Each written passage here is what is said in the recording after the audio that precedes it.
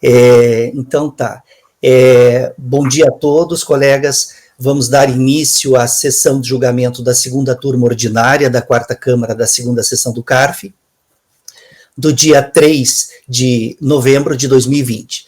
Participarão dessa sessão de julgamento os conselheiros Márcio Augusto Sequef Salem, Gregório Heckmann Júnior, Luiz Henrique Dias Lima, Renata Torati Cassini, Rafael Mazer de Oliveira Ramos, Ana Cláudia Borges de Oliveira e Dene Medeiros da Silveira. Nós não teremos sustentação oral nessa sessão de julgamento, do período da manhã, mas teremos o acompanhamento por parte do patrono em relação a 3 itens da pauta, que são os itens 5, 6 e 7. Então, eu vou pedir, então, à nossa assessoria, que está fazendo a gravação, que é a Janaíne, que chame para a nossa sala, então, o patrono para acompanhar o julgamento dos itens 5, 6 e 7. Nós vamos iniciar por esses 3 itens, e depois seguimos com a ordem normal da pauta, fazendo as vistas do mês passado, ok? Janaíne, pode, então, chamar à nossa sala o patrono. Ok, presidente, irei convocá-lo. Itens 5 a 7 da pauta, doutor Hildo João, seu processo será julgado agora. Só vou verificar mensagem privada no chat. O patrono já foi convocado, presidente. Ok, obrigado, Janaíne.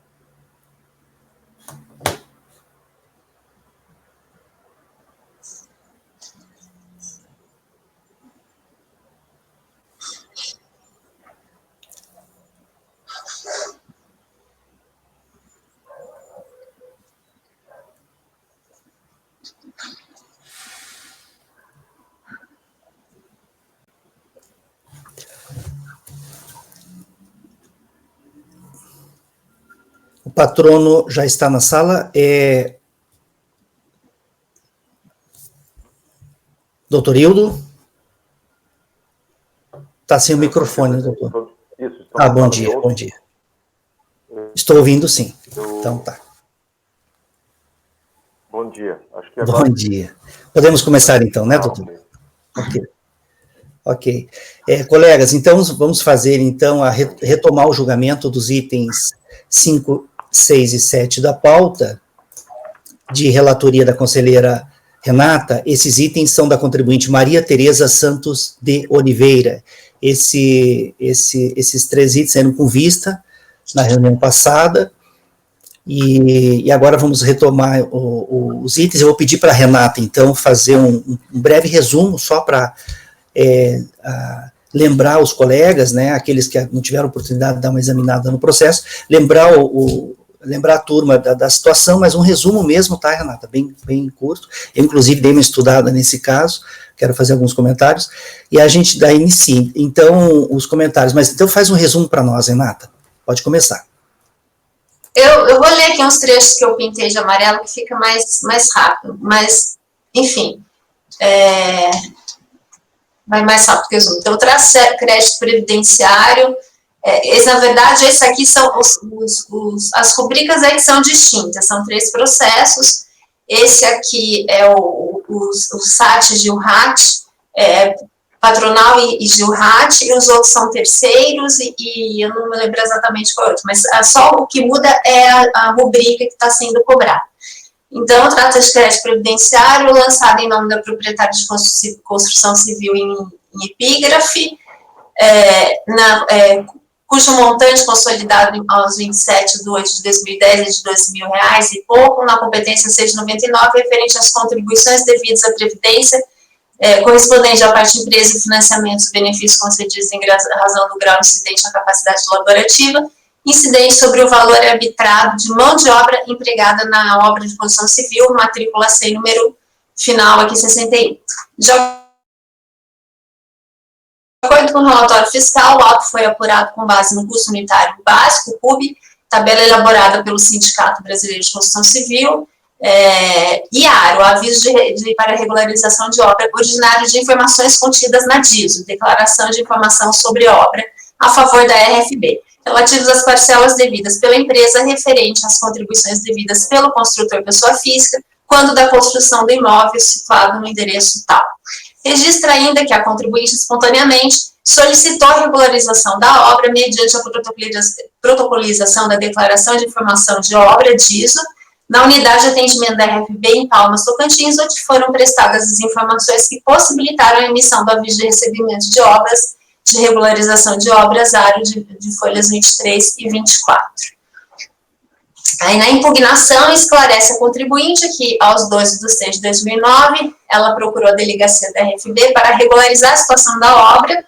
De sua responsabilidade, foi informada da existência do valor de R$10.000, R$10.594,72 pendente de regularização, que, consoante aro, refere-se ao percentual de 36,8% da mão de obra empregada aferida de forma indireta. Ela efetivou o pagamento, por motivos alheios à sua vontade, não pôde efetuar o pagamento dentro do prazo legal, vindo somente a fazê-lo no dia 16 de 8 de 2010, com os devidos acréscimos legais, totalizando R$13.724,39, conforme o GPS já acostado aos autos e apresentado ao agente fiscal por ocasião da entrega dos demais documentos solicitados no termo de intimação fiscal. E ressalta que os valores relativos à parte principal e aos juros cobrados no lançamento são exatamente iguais aos valores pagos no GPS, havendo divergência apenas quanto ao valor da multa paga e a cobrada, que é exatamente aquela questão por conta da espontaneidade. Assim, como informada, a impugnante efetuou o pagamento dos valores devidos à Previdência Social antes da lavratura do auto de infração, com as devidas atualizações, inclusive com o pagamento da multa moratória de 20%. Aí, o que aconteceu nesse caso, agora eu já retomei, quando isso foi submetido a julgamento, nossa, uma tragédia aconteceu aqui. A DRJ, ela entendeu que houve o pagamento, né, do valor efetivado, dos R$13.724, e que esse valor deveria ser apropriado ao pagamento e somente a diferença devia ser cobrada, e não como foi feito, que era o valor total, porque o valor total do débito que foi lançado, e assim o que a DRJ disse, não, de fato, houve esse pagamento de R$13.724, então esse valor tem que ser apropriado ao valor que já foi lançado agora, e prossegue a cobrança só da diferença. E o que foi que aconteceu? Quando essa decisão foi para ser executada, houve uma oposição de embate de declaração sob a alegação de que a DRJ de Palmas não podia dar cumprimento a essa decisão porque o sistema não tinha condições de efetuar essa apropriação do valor.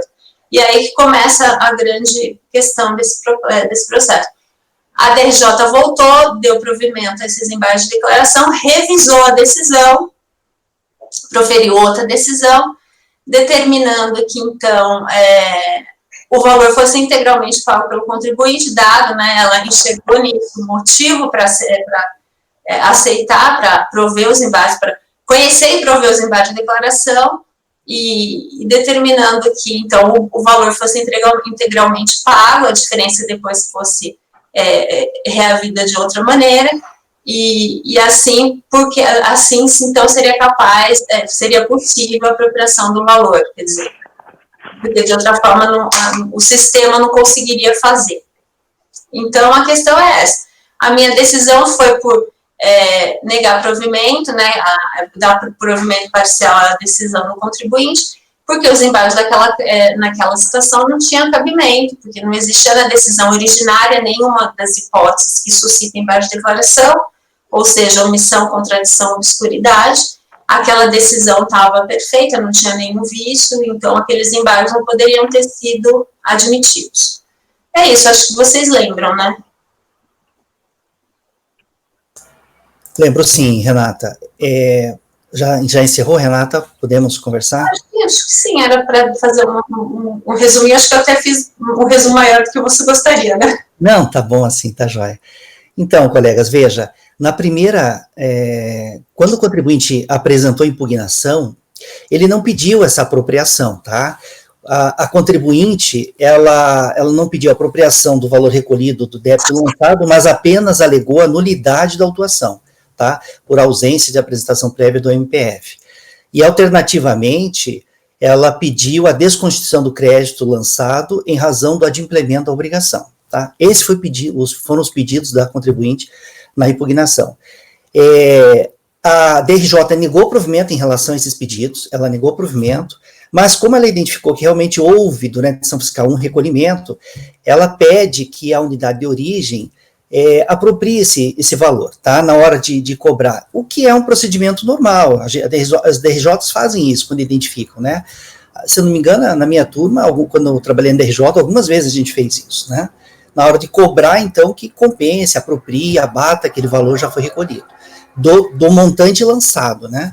Só que a DRJ, em vez de negar provimento à impugnação e orientar a unidade de origem, a DRF, a fazer a apropriação, ela deu provimento parcial ao recurso, né? No meu entendimento, essa decisão da DRJ é uma decisão equivocada nessa conclusão, ela não deveria ter dado provimento, ela deveria ter negado provimento ao que realmente veio para impugnação para julgar, e aí ter orientado, ter solicitado, ter determinado na conclusão que a unidade de origem, da Receita Federal, que é a DRF, fizesse a apropriação, né?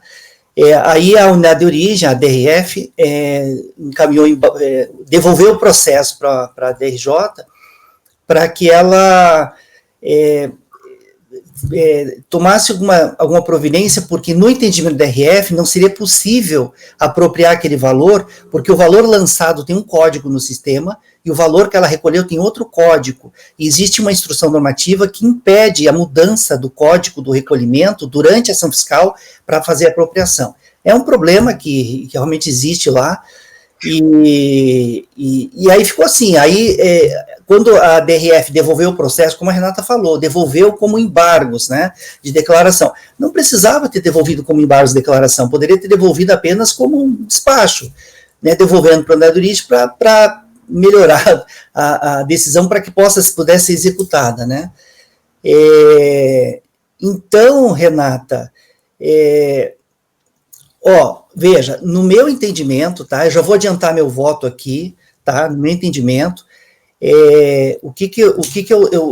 como é que eu estou encaminhando o meu voto? Eu vou adiantar o voto, eu sou o último a votar, mas a presidente Renata já votou, não? Ela só fez um resumo do relatório, né? Pelo que eu estou entendendo. Não, ela já tinha... Ela já tinha votado na sessão anterior. Não, eu só estou falando porque o patrão está acompanhando. A gente sabe como ela votou porque foi pedido vista, mas... Tá. Não, mas o patrono acompanhou também na última reunião, né? Não, mas a Renata manifestou o voto dela agora já. E manifestou também, Está dando parcial provimento ao recurso, né, Renata? Sim. Por todo disposto, voto nesse sentido de dar provimento parcial ao recurso voluntário para anular o acórdão recorrido, que é esse que foi julgado por meio de embargo de declaração, e restabelecer o acórdão originário, que é o primeiro, que para mim ele estava válido, determinando o SRF de Palmas, responsável pelo cumprimento do julgado, que proceda à apropriação da guia de recolhimento da Previdência Social de folhas 33, da maneira que entender mais adequado, inclusive mediante alocação manual dos respectivos valores, se o caso, dadas as dificuldades técnicas e normativas relatadas. Esse é o meu voto. Tá certo. Então, já adiantando o meu voto, colegas, eu vou, nesse caso aqui, eu entendo que a segunda decisão da EJ está correta, ela corrigiu a primeira decisão, ela está correta, tá? Tinha que negar provimento mesmo ao recurso, Mas dada a existência de um recolhimento extemporâneo, mas que existe um crédito da contribuinte que está no sistema, que ela tem direito de aproveitar esse crédito, então eu vou votar da seguinte forma, ó, adiantando o meu voto, tá? Eu vou negar provimento ao recurso voluntário, tá? Mas vou reconhecer, a partir da data deste julgamento, o direito da contribuinte de pedir a restituição ou a compensação, se for possível. Naquela época não era possível compensar aquele recolhimento com o crédito lançado, mas talvez seja possível hoje, eu não sei. Então eu vou reconhecer o direito da contribuinte de pedir a restituição ou a compensação daquele valor recolhido com o crédito lançado. Com as devidas atualizações, aquele valor recolhido vai ter que ser devidamente atualizado e compensado com o que foi recolhido. Mas o recurso voluntário eu vou negar provimento, ok? Esse vai ser o meu como eu entendi o processo e como eu vou votar, tá? Alguém gostaria de fazer um comentário? Márcio, você gostaria de fazer um comentário? Deu uma estudada sobre o processo? Dene, eu entendo toda a situação, a celeuma que foi provocada ao longo de todo o trâmite processual. Eu discordo de ti do pedido de restituição, porque a gente tem um mecanismo um pouco mais eficaz de botar em prática esse pedido, que seria apropriar como a relatora sugeriu. Nesse sentido, eu, também adiantando meu voto, eu acompanharia a relatora pelas conclusões, até por achar muito drástica a decisão intermediária dela de anular a segunda decisão da DRJ. Embora me pareça eivada de tenha vício, mas a gente poderia sanear essa decisão com um mero aproveitamento, que é o que a contribuinte assim deseja. Tá, eu posso até fazer no meu voto o seguinte, ó, eu nego o provimento, mas reconheço o direito da contribuinte de restituir, a pedir a restituição, a compensação do valor, caso não seja possível a apropriação do valor recolhido com o valor lançado, tá? Eu posso até, no meu entendimento, posso colocar até assim, inclusive, tá? Se for possível apropriar, eu acho que é mais célere, né? É mais rápido, minha preocupação exclusivamente mesmo, não fazer a contribuinte precisar mais um pedido, formalizar mais um pedido para a administração, aguardar o deferimento, quando é mais ágil, mais prático, que a gente faça isso. Então, coloca que a apropriação não é possível, tanto que toda essa confusão aqui aconteceu, porque a apropriação não é possível, pelo sistema, pela norma. Isso aqui, mas já passou muito tempo, né? Já passou, acho que... Não. Já passou bastante. A gente pode inverter a redação, Dene. Veja a apropriação de uma outra forma. Mas vejam. Os demais gostariam de fazer algum comentário? Veja se você concorda com minha proposta de redação, Dene. A gente pode acompanhar pelas conclusões para que seja apropriado o pagamento efetuado após o início da ação fiscal ao crédito constituído. Caso impossível, autoriza-se a contribuinte ao pedido de restituição. Você inverte, na verdade, a ordem, me parece mais razoável. Mas você vai dar provimento ao recurso, ou vai dar provimento parcial, ou vai negar provimento? Então, eu acompanho a relatora nas conclusões nesse ponto, que para mim é o ponto central do celeuma, né? Não é nem tanta a nulidade da segunda decisão da DRJ, mas é mais a apropriação do pagamento mesmo. Aí eu acompanho pelas conclusões com essa ênfase. Se não possível a apropriação, autoriza-se o pedido de restituição a ser contado a partir de 5 anos da decisão definitiva, desta decisão definitiva. Parece mais razoável inverter a ordem, só. É melhor tentar o processo mais célere, se não der, aí a contribuinte provoca a administração novamente. Tá. Alguém mais gostaria de fazer algum comentário? Eu gostaria. Pode falar, Francisco. Essa decisão veio para nós, eu não estou vendo muita diferença dela para aquelas situações do ITR onde a gente julga aqui. Aquelas situações que não está nem no lançamento, a DRJ encara a situação e nega provimento e considera improcedente a impugnação por alguma razão e a gente julga aqui. Então, eu entendo que é o caso de julgar mesmo. E eu vi que quando eu estava olhando na minuta passada, Renata estava anulando. Mas nessa eu olhei, Márcia, ela não está anulando, não, ela está dando provimento parcial. Nessa aqui, ela já não está anulando a última decisão, não. Sim, estou. Provimento parcial. Ela está dando provimento parcial. Ao recurso voluntário para anular o acórdão recorrido de número tal, que é esse acórdão recorrido, e restabelecer o acórdão número tal, que é o originário. Tá certo, tá certo. Determinando Tem um recurso, tem um recurso voluntário. Bom, todo mundo adiantando o voto, eu vou adiantar o meu. Eu vou acompanhar a relatora integralmente. Ok. Ai, que coisa linda, Fran! Alguém gostaria de fazer mais algum comentário? Não? Vamos votar, então. Márcio, nós vamos começar nessa reunião por você, a votação, tá? Márcio, como você vota? Veja, Márcio, presta atenção. Presta atenção. A relatora, ela está votando... Deixa eu abrir aqui, peraí. Isso é importante, tá? Ela está dando provimento parcial ao recurso, anulando a segunda decisão da DRJ, aquela que foi reformada a partir dos embargos, para manter a primeira decisão da DRJ, tá? É isso que ela está fazendo. Eu estou anulando a reformadora, para manter a reformada. Isso, ela está anulando a segunda decisão e mantendo a primeira, né? Como que você vota, Márcio?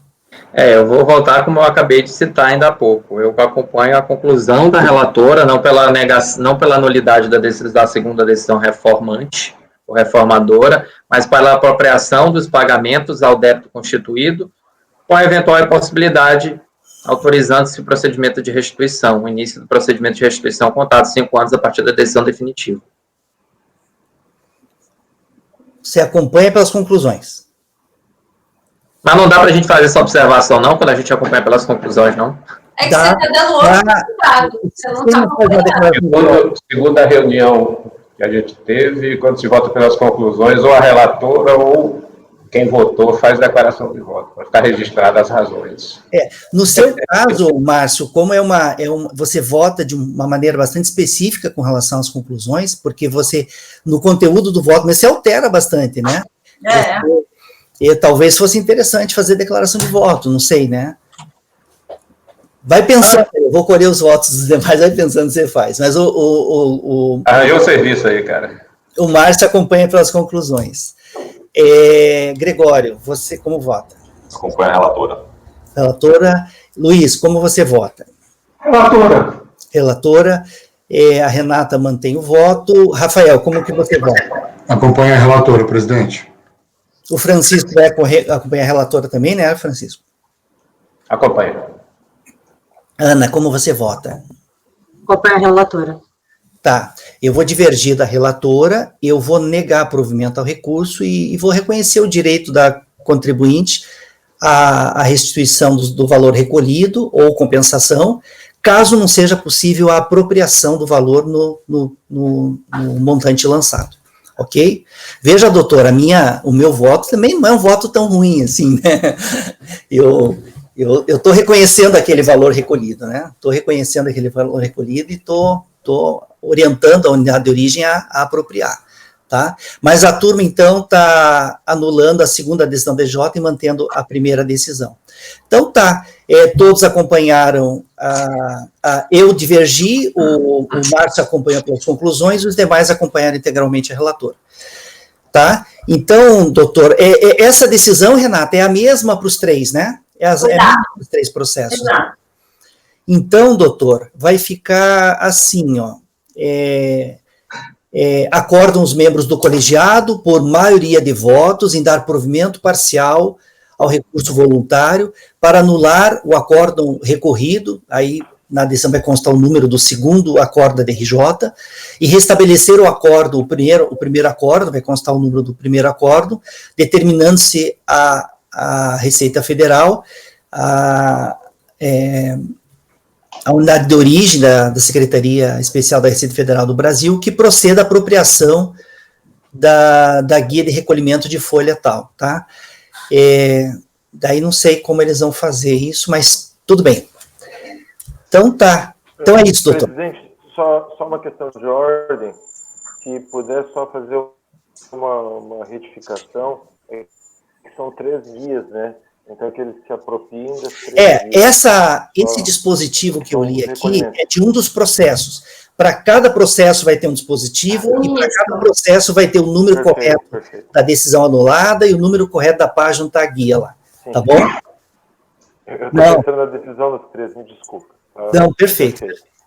Então tá. Então, está tudo certinho lá nos votos, as decisões, a reformadora, a reformada, está tudo certinho. Tá joia. Tranquilo. Tá joia. Obrigado, relatora.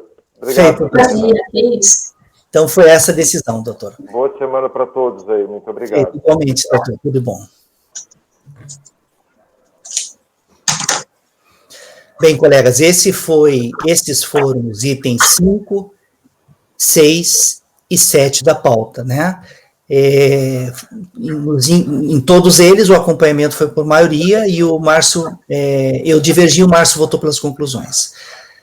Mantendo a conclusão do voto da conselheira, como eu li agora, que vai valer para os 3 processos.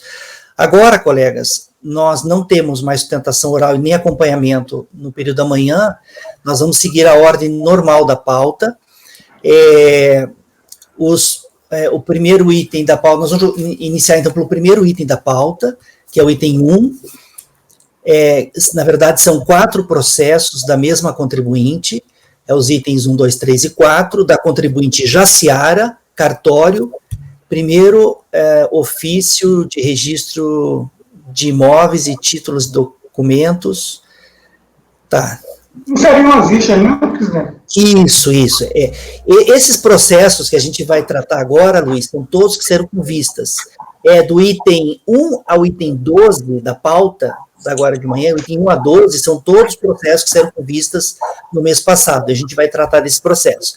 Então, esses itens 1, 2, 3 e 4 do cartório Jaciara, eles saíram com vistas, são todos de relatoria da conselheira Renata também, e saíram com vistas e a gente vai concluir o julgamento agora, tá?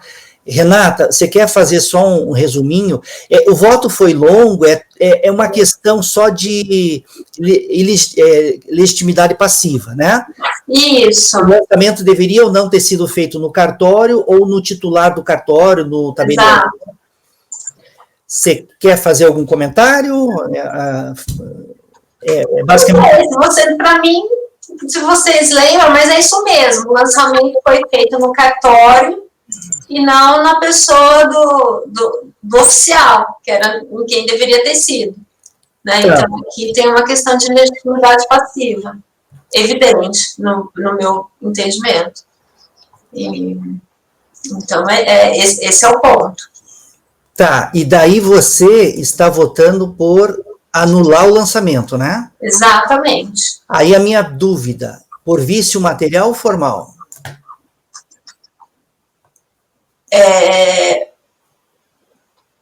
Isso por legitimidade passiva, isso é vício material, né? Tá. Vejam, eu dei uma analisada nesse caso aqui, eu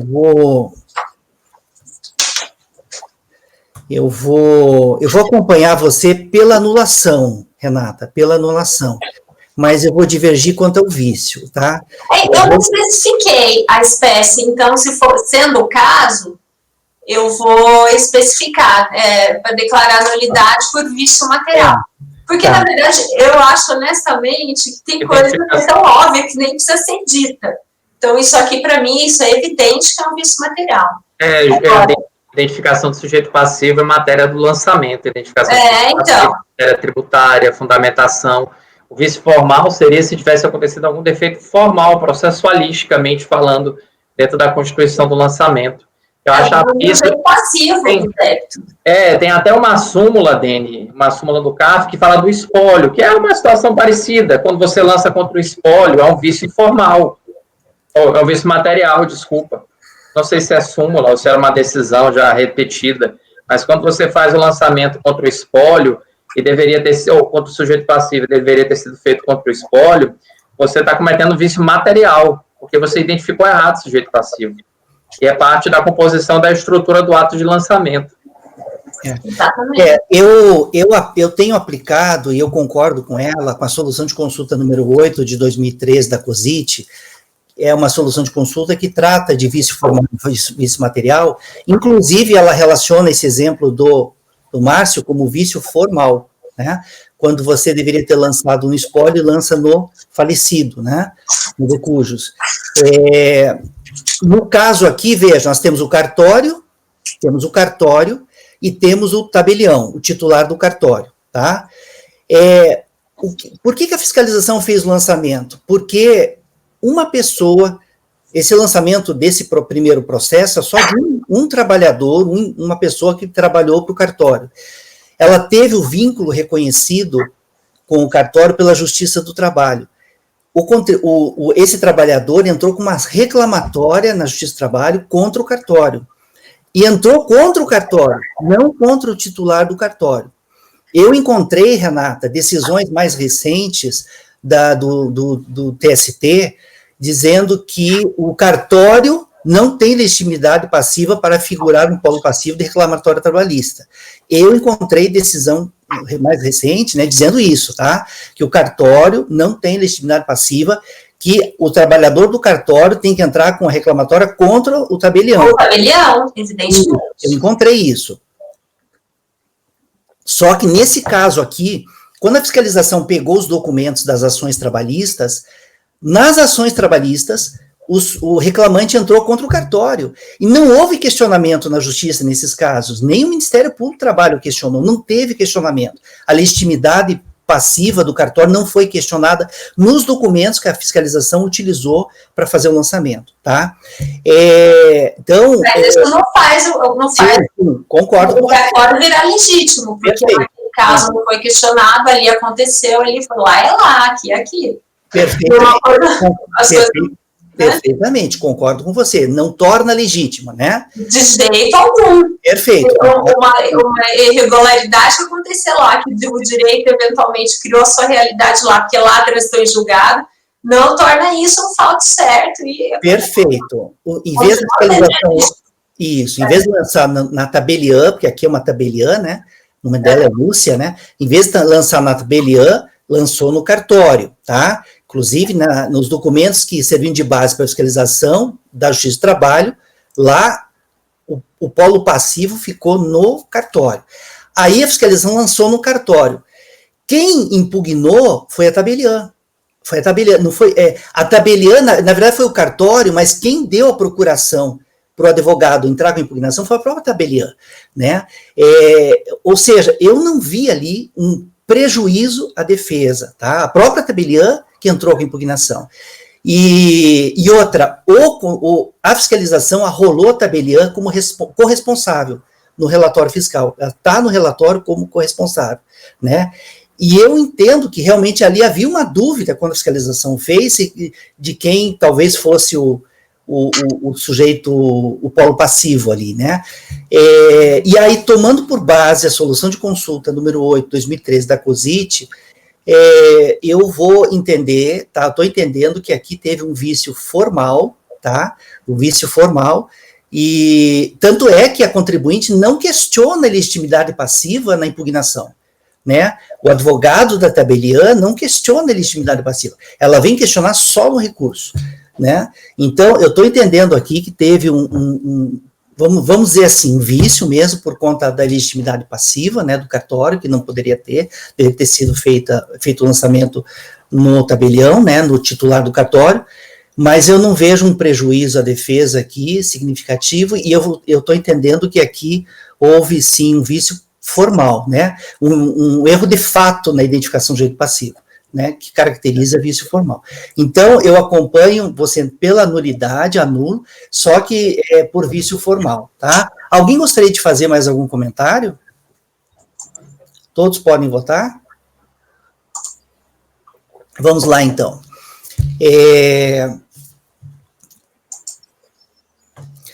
Márcio, como você vota? Relatora. Relatora. Gregório, como você vota? Relatora, presidente. Luiz, como você vota? Eu tive a impressão que foi pela relatora ali, pelos lábios. O microfone está desligado, Luiz. Eu vou acompanhar a relatora, defeito de estrutura do lançamento, não observância do critério material normativo. Então, essa questão que você trouxe é interessante, quando você falou aí de... Você falou de... Não traz prejuízo à defesa, eu já vi isso em outros julgamentos. Mas isso é de uma subjetividade absoluta, né? Quer dizer, como é que você não sabe que não trouxe prejuízo à defesa?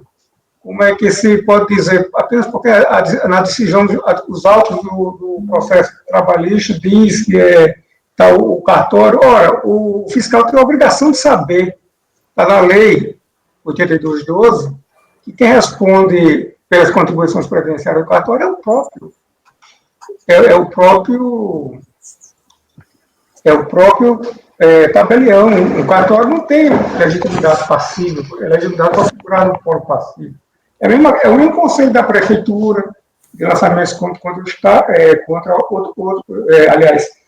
outros órgãos, como a gente já jogou aqui, Câmara Legislativa, que não havia, que foi lançado na pessoa errada. Uhum. Então, se a gente quiser ficar consertando o tempo todo, não, porque isso aqui é um material, eu acho que esse erro daí é um dos mais clássicos do lançamento de atividade do jeito passivo. É como a Renata falou, isso não precisa nem dizer, de tão óbvio que é, né? Mas tudo bem, eu vou acompanhar a relatora. Tá, Luiz acompanha a relatora. Rafael, como você vota? Acompanha a relatora, presidente. Relatora. Francisco, como você vota? Acompanha a relatora. A relatora. Ana, como você vota? Acompanha a relatora. Ok. Então, por maioria de votos, deixa eu anotar aqui.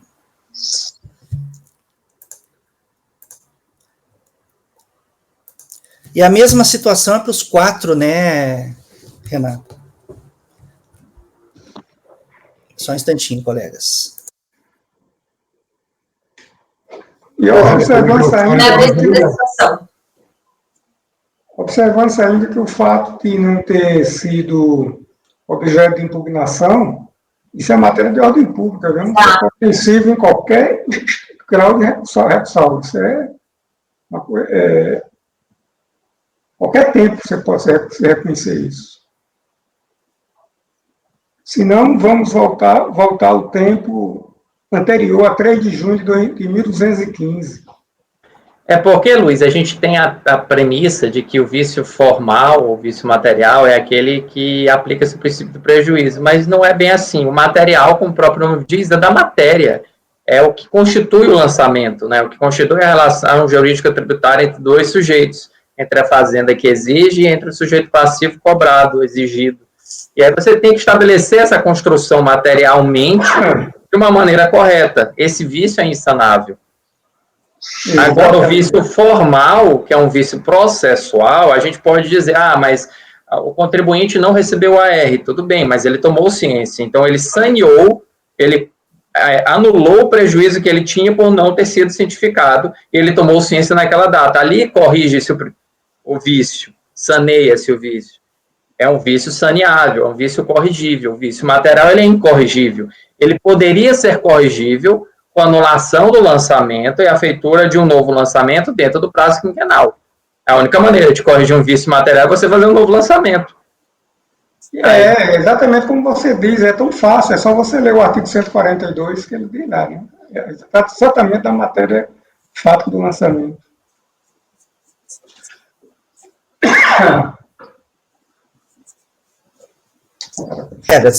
Colegas, então ficou assim, ó. Essa decisão vai valer, então, para os 4 itens, os 4 primeiros itens da pauta, tá? Acordam os membros do colegiado, por maioria de votos, em dar provimento ao recurso voluntário, declarando-se a nulidade do lançamento por vício material, ok? Isso é muito importante, gente, quando a gente anula um lançamento, dizer qual o vício, porque dependendo do vício, a unidade de origem vai poder ou não refazer o lançamento, é sempre importante dizer. Então, declarando-se a nulidade do lançamento por vício material, ponto. Vencido o conselheiro Dene, que votou por anular o lançamento por vício formal. Ok? Tá. Essa decisão, então, da contribuinte Jaciária Cartório, primeiro ofício de registro de imóveis títulos e documentos, valerá, então, para os 4 processos dessa contribuinte, itens 1, 2, 3 e 4 da pauta. Nós já julgamos os itens 5, 6 e 7, que foram da contribuinte Maria Tereza dos Santos Oliveira. Agora vamos passar... Ana, como é que está a tua situação? Você conseguiu acesso à pasta T? Não consegui, Dani. A gente vai ter que esperar o intervalo para eu reiniciar o computador. Aí eu até mandei um e-mail, se vocês quiserem, ou se quiser esperar depois do intervalo meu. Tá no e-mail, Dani, eu acabei de abrir. Então vamos fazer os seus, pode ser, Ana? Pode. Pode ser? Deixa eu pegar aqui, então, só um instantinho. Enquanto isso, a Ana já podia antecipar a releitura, né? Recontextualizar. É vista, né, Ana? É um pedido de vista, também dei uma olhadinha. Pode fazer um resuminho para nós, então. Tá. O 8 e o 9, eles são iguais, né? Eles não têm muita diferença. A empresa, ela fez um pedido de restituição do valor que tinha sido retido na nota fiscal de 11%. E o pedido dela de restituição foi indeferido. E eles disseram que estava sendo deferido porque, como ela não estava com a contabilidade regular, foi feito o lançamento por arbitramento, que seria o de 40%. E seria porque ela não tinha apresentado todos os documentos para comprovar a contabilidade regular dela. Eu estou dando provimento ao recurso, primeiro por entender que esse novo crédito que teria sido lançado por aferição indireta, ele deveria ter sido constituído, um lançamento, e ele não foi constituído. E, além disso, porque a empresa trouxe aos autos a documentação. Quando ela fez o requerimento de restituição, ela trouxe diversos documentos, que eu coloquei todos, um por um. Depois, na manifestação de conformidade, ela trouxe mais documentos, e entre eles o livro diário, registrado no cartório, e a DRJ, que é o nosso acórdão recorrido, diz que o livro diário não tinha todas as formalidades. Então, quando ela entrou com recurso voluntário, ela trouxe ainda mais documentos relativos ao livro diário. Então, eu acho que além da documentação dela estar devidamente comprovada nos autos, que esse crédito não podia ter sido exigido sem ter feito o devido lançamento dele. E com isso eu dou provimento ao recurso. Um esclarecimento. Ele, na verdade, ele fez um pedido de restituição que foi negado, porque ele supostamente tinha um recolhimento inferior, um recolhimento a menor. É isso, né? O de 11%. Tá, aí você está dizendo que não pode ter um recolhimento a menor, porque para caracterizar um recolhimento a menor, deveria haver no procedimento de um auto de infração que constituísse um crédito a maior. Não, ele sofreu a retenção dos 11%, e aí ele pediu a restituição desse valor. E o despacho que negou a restituição diz que, na verdade, ele não tinha direito ao valor, porque o valor que ele tinha que ter recolhido era de 40%. Porque, como a contabilidade dele estava irregular, ele, na verdade, recolheu até menos, porque teria que ser o 40%, que foi o da aferição indireta.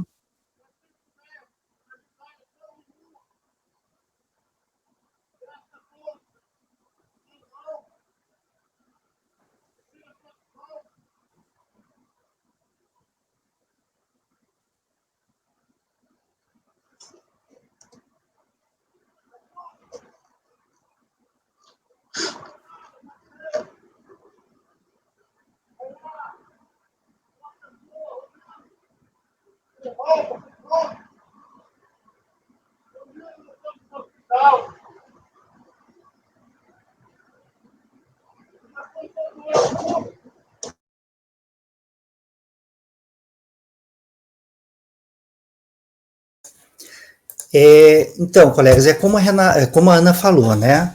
O contribuinte pediu restituição de valores de retenção que ele teria sofrido numa competência. Esse processo diz respeito o primeiro processo diz respeito a uma competência, e o outro são a várias competências, né, Ana?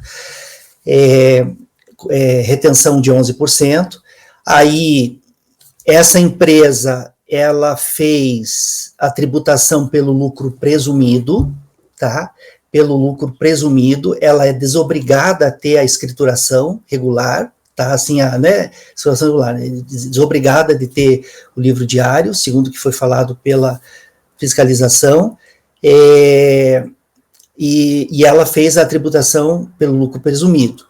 Aí, quando ela pede restituição, em regra, a fiscalização, na hora de deferir ou não, ela faz uma aferição, um arbitramento do quanto ela deveria ter recolhido. Se no arbitramento, por ter feito o lucro presumido, ela recolheu mais, eles devolvem a diferença, né?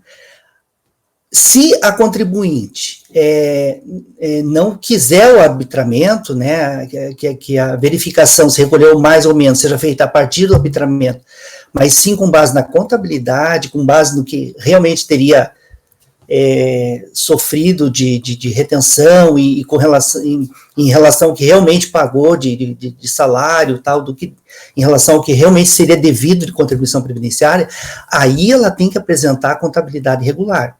Tá? E aí, o que diz a DRJ? Olha o que diz a DRJ.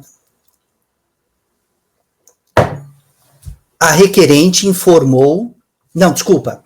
Essa é a decisão do despacho decisório, que indeferiu a restituição.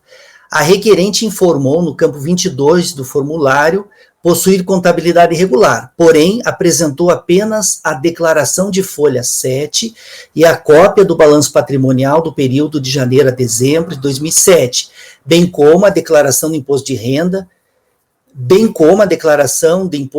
foi entregue pelo sistema de lucro presumido, ficando assim prejudicada a aceitação do valor da mão de obra inferior a 40%, porque daí a aferição é considerando 40% do valor das notas, né? Como ela fez pelo lucro presumido, a unidade de origem, a DRF, no espaço decisório, diz que, como a contabilidade não foi regular, não dá para aceitar como basical com valor inferior a 40% do valor das notas, imagino. Situação ocorrida em todas as competências. Essa informação, inclusive, serve para o outro processo, né? Porque esse aqui é só uma competência, o outro são várias mais competências. Demais disso, não consta destes autos o contrato de prestação de serviço e outros elementos de prova necessários à configuração dos serviços prestados, tá? Essa informação prestada no espaço decisório. A DRJ informa, inclusive, que o livro diário apresentado, ele não está de acordo com as formalidades, porque ele não foi registrado, né, Ana, no tempo certo, né, tem um momento certo para registrar o livro diário, não registrou. No recurso voluntário, colegas, o recurso voluntário é bem curtinho, né, Ana? O recurso voluntário tem tantinho assim. A única coisa que o contribuinte diz no recurso voluntário é o seguinte: ele pede a revisão do indeferimento, tá? E traz documentos. Ele pede revisão do documento e traz uma série de documentos, né? Que são, assim, cópia de balancete, cópia de vários documentos. E daí, nesse caso, Ana, nesse caso aqui, eu tô divergindo, tá? Eu já estou adiantando o voto também, eu estou divergindo e eu vou negar provimento ao recurso. Alguém gostaria de fazer algum comentário em relação a esse processo? Na verdade, eu gostaria até uma dúvida minha, até, talvez o Márcio pudesse, eu já trabalhando nessa área. Eu vi na GFIP que ela pediu uma compensação, tinha um valor compensado, que eu acho que supostamente seria esse valor que não foi lançado. Nessa situação, isso não seria uma constituição de crédito? Tipo, seria na compensação, quando tem aquela declaração de compensação, o contribuinte pede, aquilo ali ele supre o lançamento, ele já por si ele já é uma constituição de crédito. Ou não seria, ou eu estou enganado em relação a isso? GFIP é uma declaração constitutiva de crédito, assim como a DCTF, assim como a DECOMP. Pois é, quando ele pede, justamente a pergunta é essa, quando ele pede uma compensação, que ele coloca os valores ali, aí esse crédito não já dispensaria o lançamento? Porque um dos fundamentos de ANA é que não tem o lançamento, né? Mas aqui não é compensação em GFIP. Mas aqui não é compensação em GFIP. É a O restituição. relatório fala aí, ó. Não, restituição, que ele está pedindo os 11% foi retido na nota fiscal. Deixa eu achar aqui, ó. Trata-se o presente processo de requerimento de restituição e retenção, logo no início do relatório aí. Tal, tem.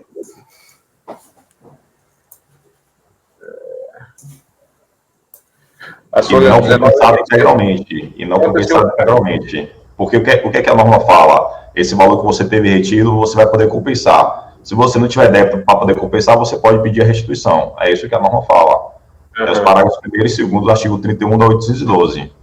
O contribuinte certamente não tinha débito para poder compensar esse crédito que ele teve aqui, que foi retido dele, ele foi pedir a restituição. Mas veja o que fala no terceiro parágrafo, logo no início do relatório. As folhas 19 a 26 encontram-se o comprovante de recolhimento de GPS e GFIP, da qual consta a compensação do valor de R$ 232,27, que supostamente isso seria a diferença, né, Ana, que ele está pedindo? Isso, dos mil... A diferença entre...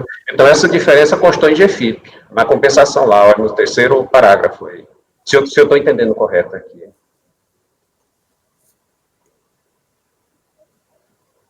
Mas tudo bem, é só um...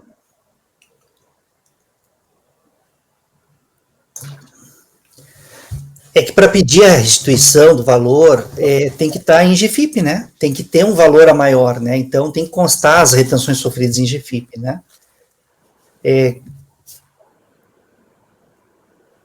Tá. Não, pois é. Tem as retenções que são supostamente os créditos, né? Mas para você compensar, você teria que ter um débito. No momento que ele lançar esse débito lá, isso substitui a constituição do crédito. Mas vamos lá. Alguém mais gostaria de fazer algum comentário? Podemos votar, então? Vamos lá, então. Márcio, como você vota?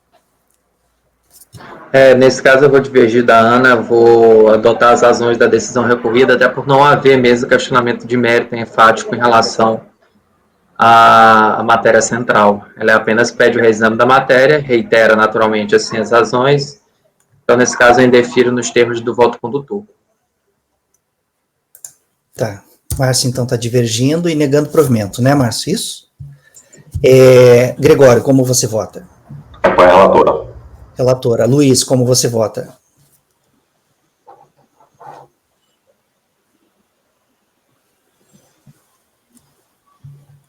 Eu acho que é o Francisco, não? Não, você que vai votar agora.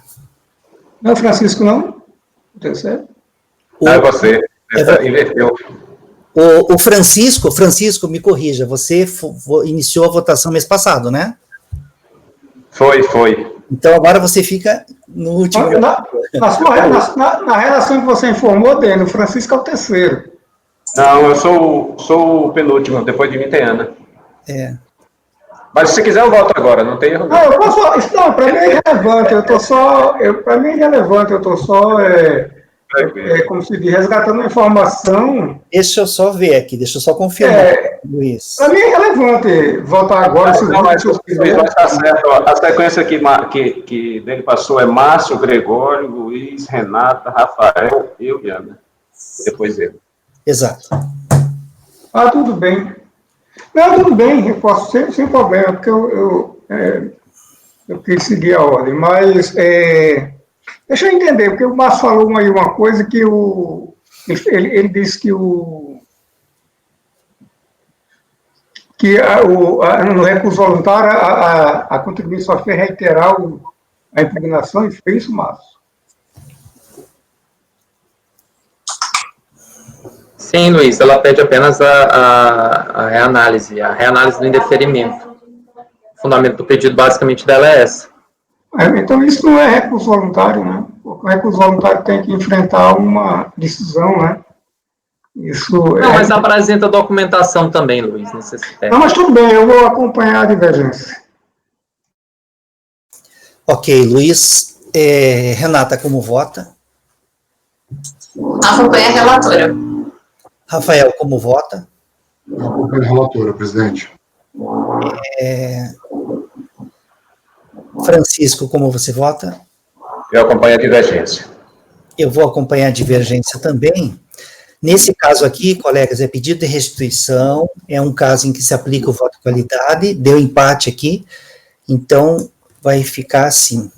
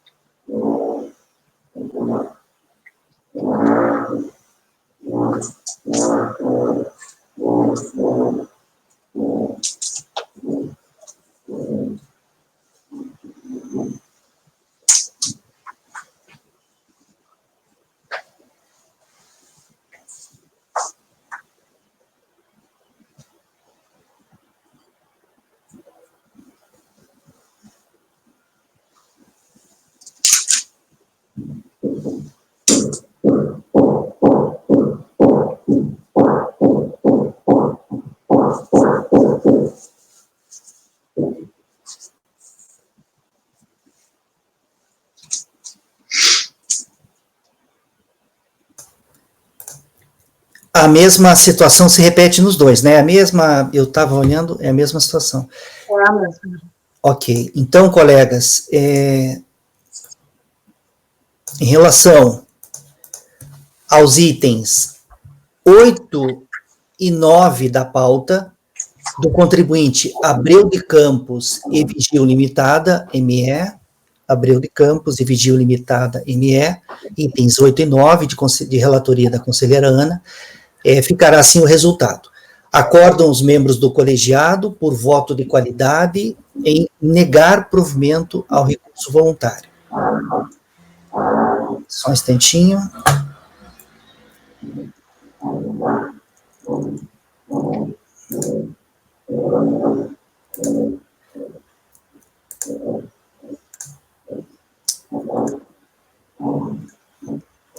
Vencidos os conselheiros Gregório, Renata, Rafael e Ana, que deram provimento a recurso voluntário.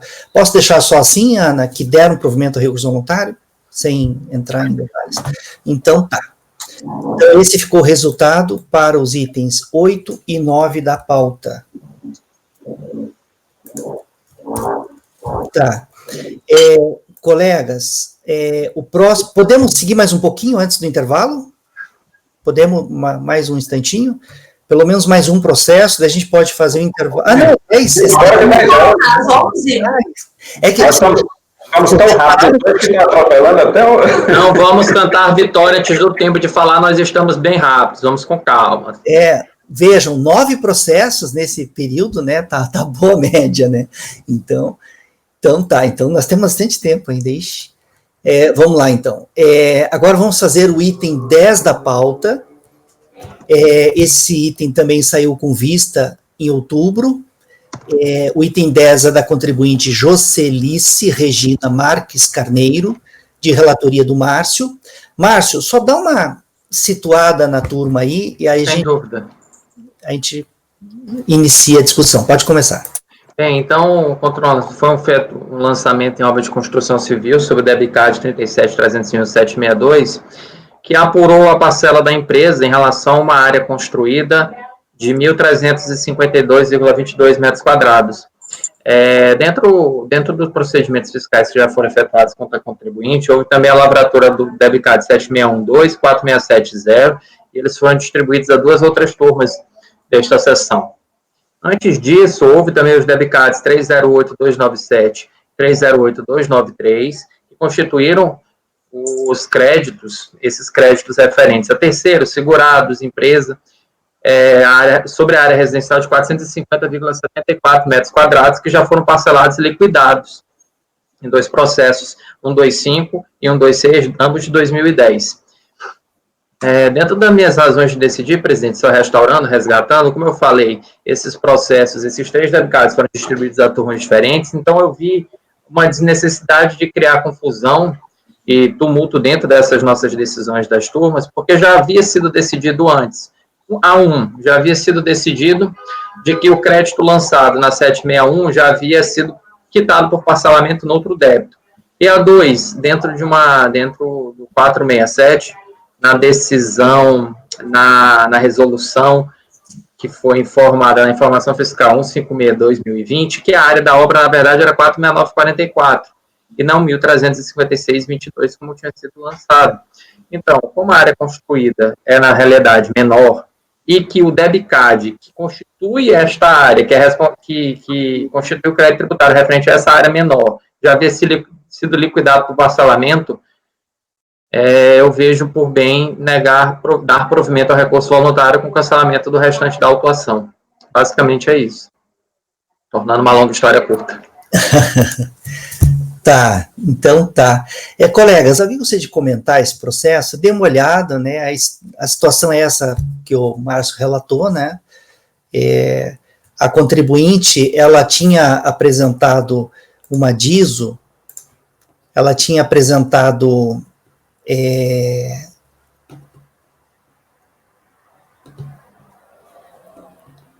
a fiscalização tinha feito o lançamento considerando uma área de 1.300 e tantos metros quadrados, né? Só que quando a fiscalização foi feita e foi feito o lançamento, apenas havia sido concluído a área de 469 metros quadrados, né?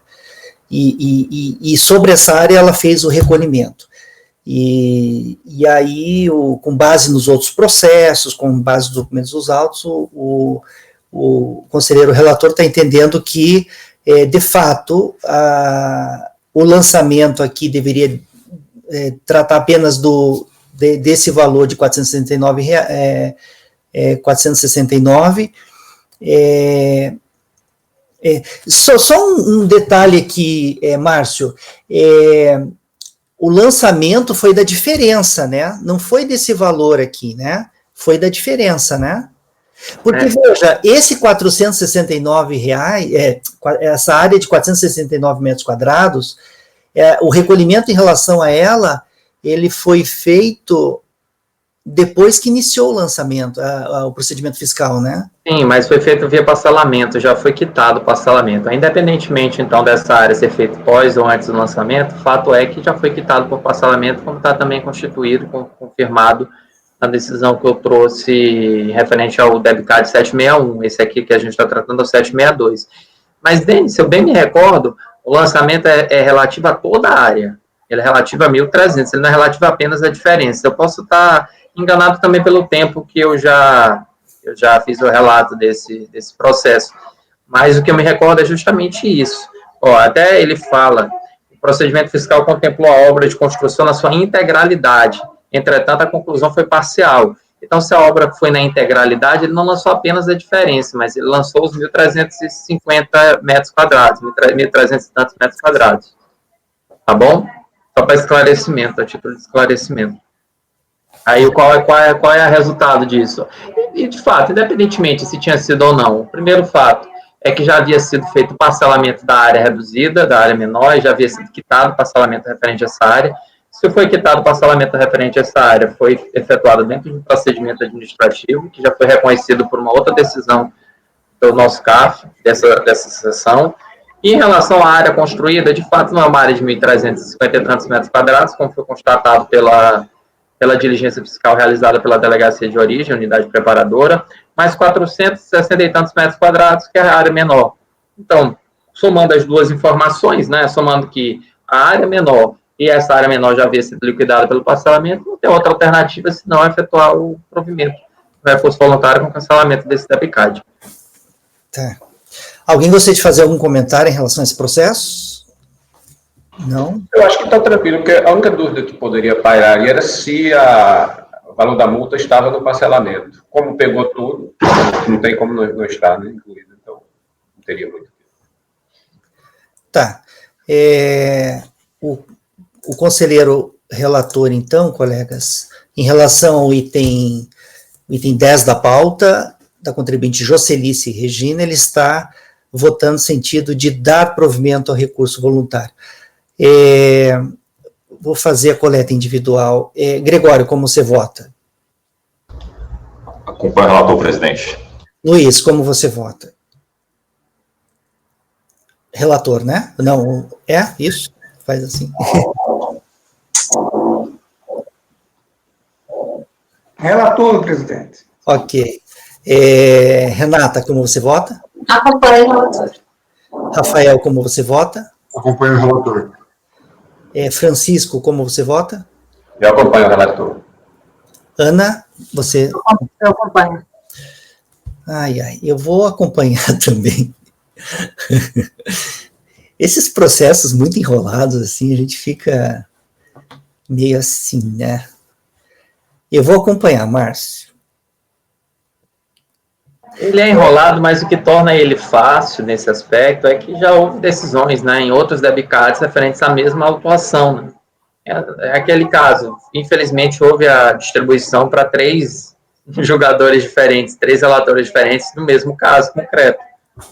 Sim. Isso é bom para quem pega por último, isso é ruim porque promove uma desuniformização de uma mesma decisão, né? O contribuinte vai ter a mesma matéria fática tendo 3 decisões diferentes, então eu tento justamente efetuar o contrário, eu tento reuniformizar essas decisões e depois já ter transitado julgado a primeira, que é a do 761. Então, eu acharia até incoerente, incongruente e incoerente se eu fosse contrário, né? Se eu não desse provimento, se eu não obedecesse os mesmos ditames que foram reconhecidos em decisões paralelas sobre a mesma matéria fática.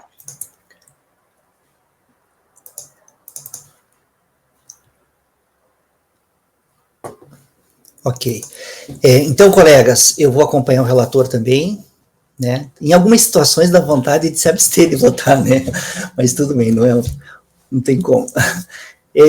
Colegas, então, em relação ao item 10 da pauta, da contribuinte Jocelice Regina Marques Carneiro, de relatoria do conselheiro Márcio, ficou assim o resultado. Acordam os membros do colegiado por unanimidade de votos em dar provimento ao recurso voluntário. Agora vamos passar para o item 11 da pauta. Edene, eu tenho uma situação que eu tenho que relatar agora que eu notei. Tu não atribuiu o voto relator, o voto vencedor dos processos 8 e 9 da Ana. É verdade. Agora que eu estava acompanhando aqui, aí eu fui marcar o meu que eu tinha visto, eu botei quem é o voto vencedor. Aí eu não... E agora eu não sei, já ainda pode? Porque tu já proclamou o resultado, né? Não, mas tem isso aí, que tem que ter um voto vencedor, né? Não tem como não ter um voto vencedor, né? Então, gente, vamos... o resultado, na verdade, já foi proclamado, né? O resultado é esse. Agora, quem vai fazer o voto vencedor, eu não vejo problema em se incluir no dispositivo. A decisão nós não mudamos, já está tomada. É só incluir o voto vencedor. Foi ótimo você ter lembrado, Márcio. Eu posso fazer, viu, Ana? Eu posso fazer o voto vencedor, tá? Você quer fazer, Márcio? Tá com vontade de fazer? Edene, você foi com tanta vontade de fazer o voto vencedor que eu deixo para você o benefício, tá? Tá bom, então. Então, nos itens 8 e 9 da pauta, do contribuinte Abreu de Campos e Vigil Limitada, ME, itens 8 e 9, de relatoria da conselheira Ana, eu estou designando como redator do voto vencedor eu mesmo, né, o conselheiro Ney.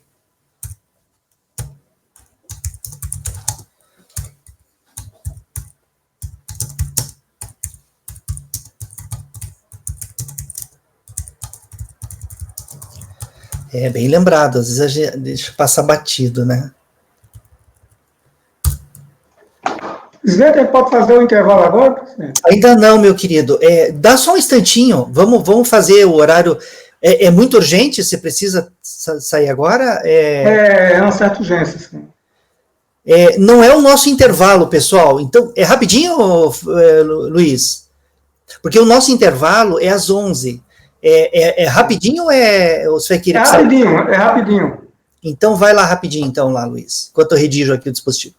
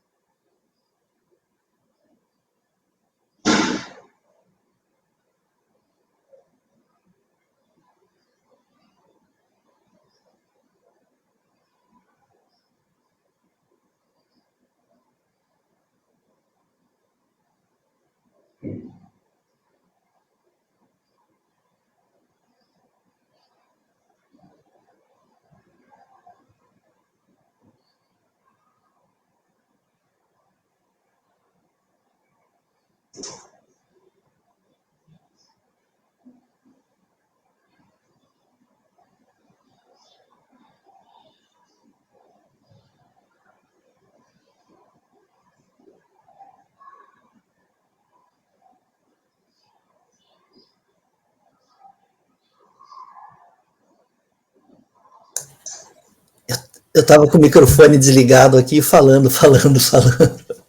com o microfone desligado aqui.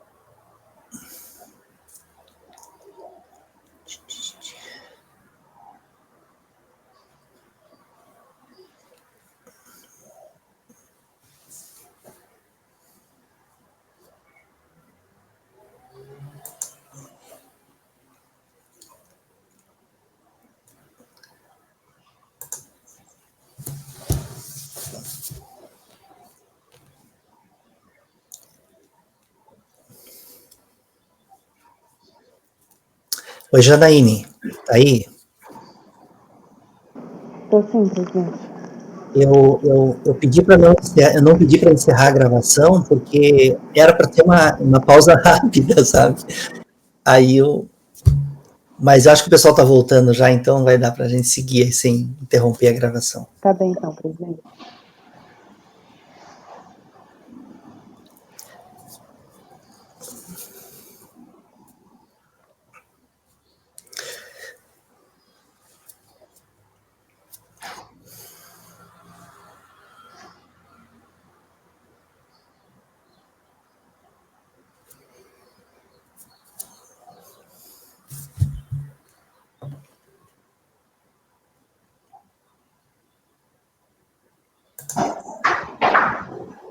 Gregório, você perdeu peso, não perdeu? Tirei a barba. Barba era pesada. Essa era das grossas pesadas, né?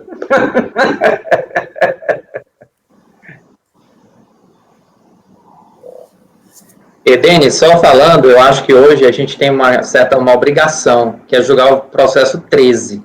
Ele é paradigma do 14 ao 75. São 62 repetitivos. Eu acho uma tremenda obrigação, viu? É com você, Francisco, a bola.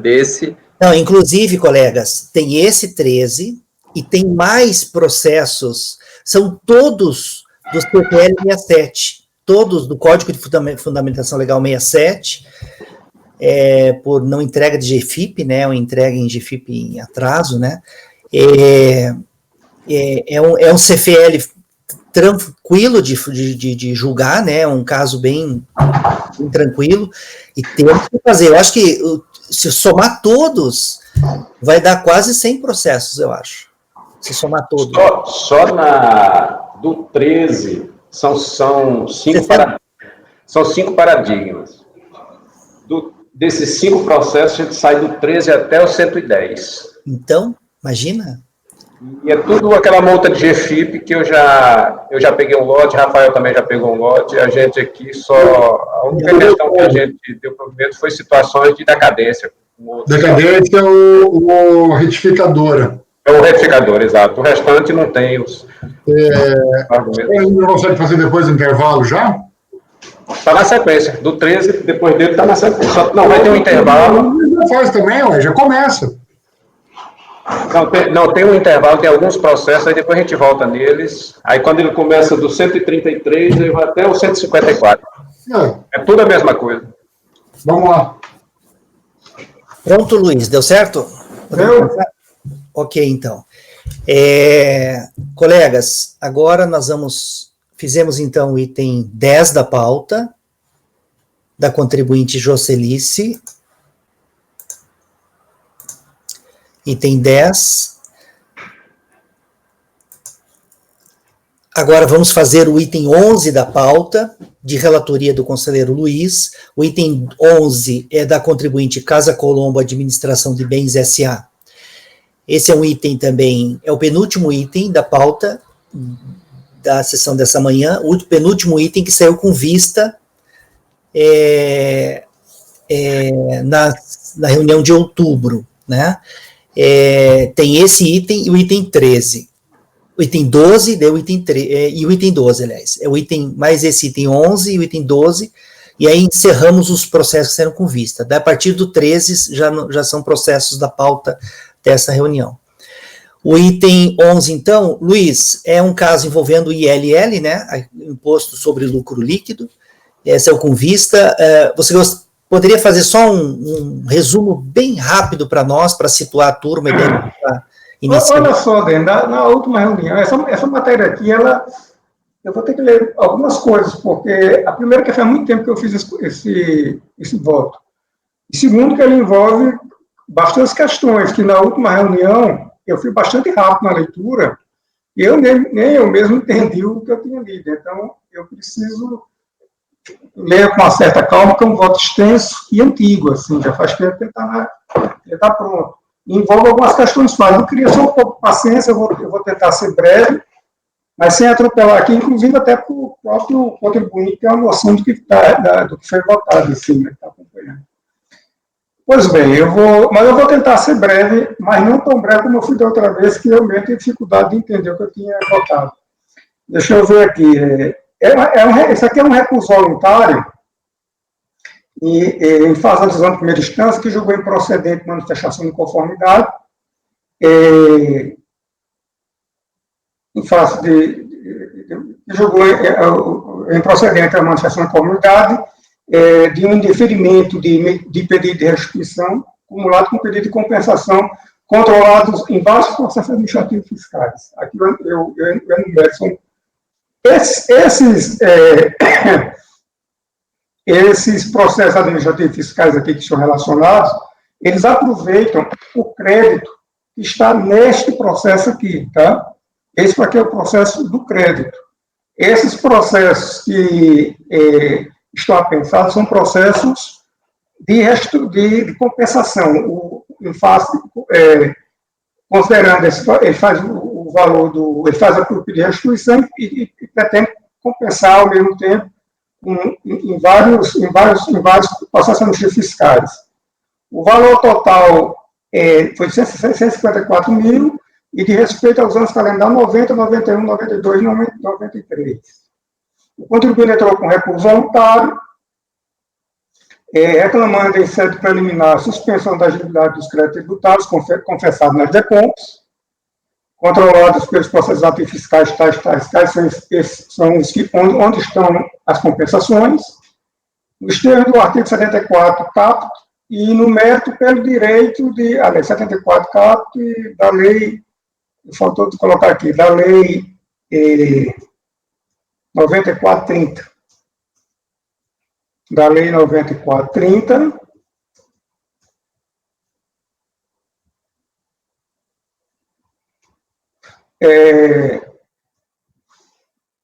da lei 9430, e no mérito pelo direito à restituição de todas as suas pelas pagas indevidamente a título de imposto de ILL durante a vigência do artigo 35 da lei 7713, corrigida monetariamente, conforme determinado pelo manual de orientação.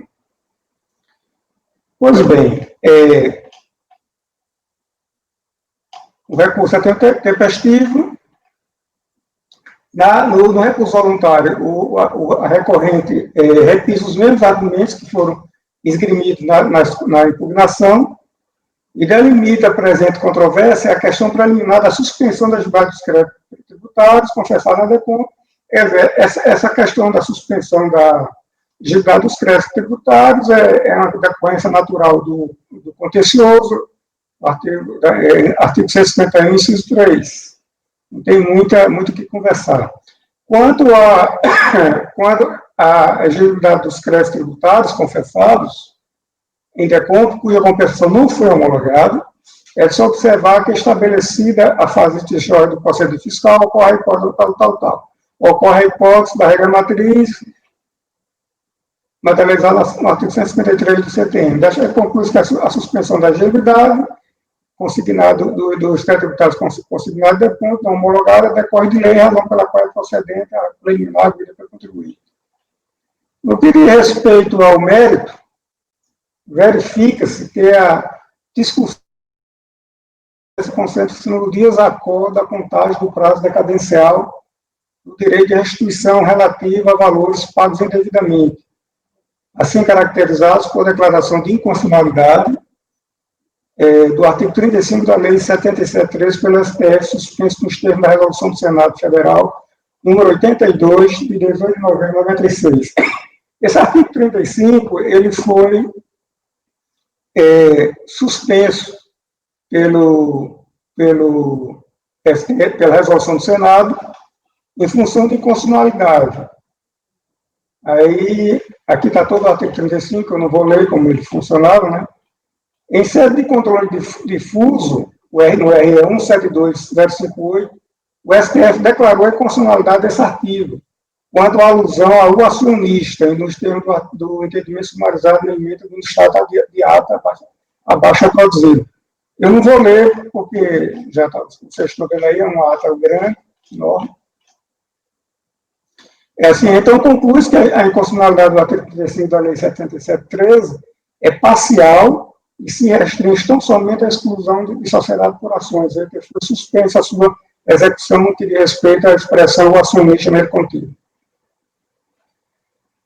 E é exatamente o caso da recorrente, tendo em vista que é constituída sob a forma de sociedade no mundo de capital fechado, conforme consta do Cadastro Nacional de Pessoa Jurídica. Na espécie, superar essa questão, impõe-se a discussão acerca do desacordo para a contagem do prazo decadencial do direito de crédito da restituição de tributo pago indevidamente.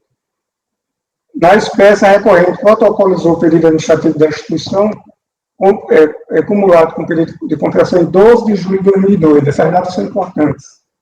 Muito bem, se observar que o artigo 3º da Lei Complementar número 118 estabelece que, para a fim de interpretação do artigo 681 do CTN, a extinção do crédito tributário ocorre, no caso de tributo sujeito a lançamento por homologação, no momento do pagamento antecipado, que trata o artigo 150, parágrafo 1º do referido Codex Tributário, definindo o entendimento de que se aplica a todos os débitos, independentemente da data do pagamento devido, vez que a própria lei se autoproclama interpretativa.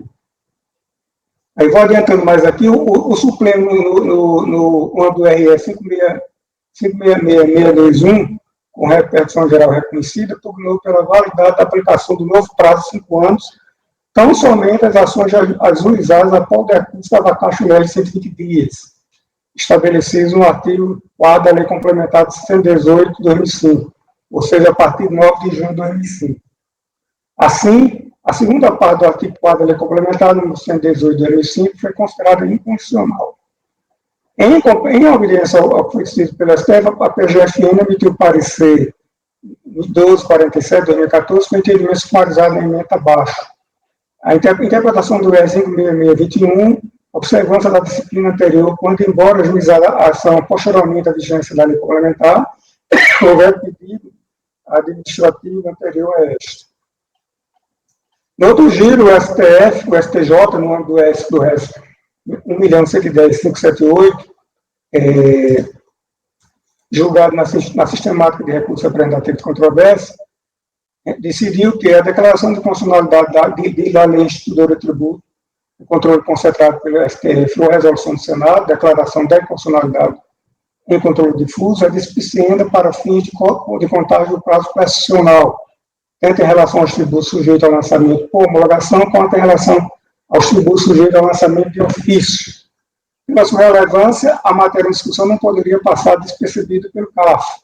E nos termos do enunciado 91, de natureza vinculante, assim se manifestou ao pedido de instituição pleiteada administrativamente antes de 9 de junho de 2005, no caso de tributo sujeito a lançamento por homologação, aplica-se o prazo pressional de 10 anos contado do fato gerador.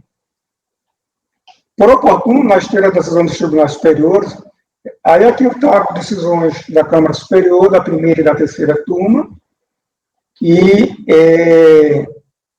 exatamente diz lá o que repete a súmula do CAF e repete o tema 142 do STJ, no qual que a declaração de constitucionalidade dele instituidora do tributo em controle concentrado pelo STF, ou a resolução do Senado, declaração de constitucionalidade e controle difuso, é despicienda para, quer dizer, o prazo não conta a partir da declaração de constitucionalidade, nem da resolução do Senado, mas sim o prazo pressional, tanto em relação aos tributos sujeitos ao lançamento de prolongação, quanto aos tributos sujeitos ao lançamento de ofício, ela ainda tem, não é aquele marco temporal. Aqui está bem claro, vocês estão lendo aí as decisões. Então, não resta dúvida que o desacordo para a contagem do prazo decadencial do direito recorrente feita à Constituição, restrição dos tributos pagos individualmente, no caso concreto, ILL, né, nos anos de 90 a 93, é a data do fato gerador.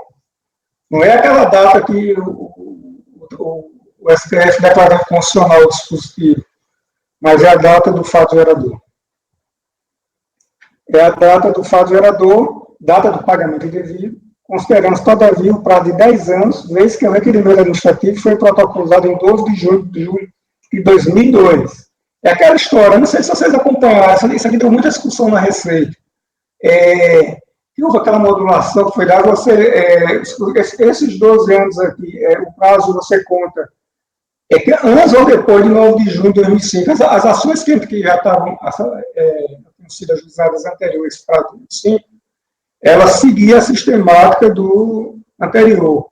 A partir de 2005, passou a ser de 5 anos, mas você teria que observar o prazo, seria de 5 anos, mas teria que observar a data lá do fato gerador. Então, é uma confusão confusa.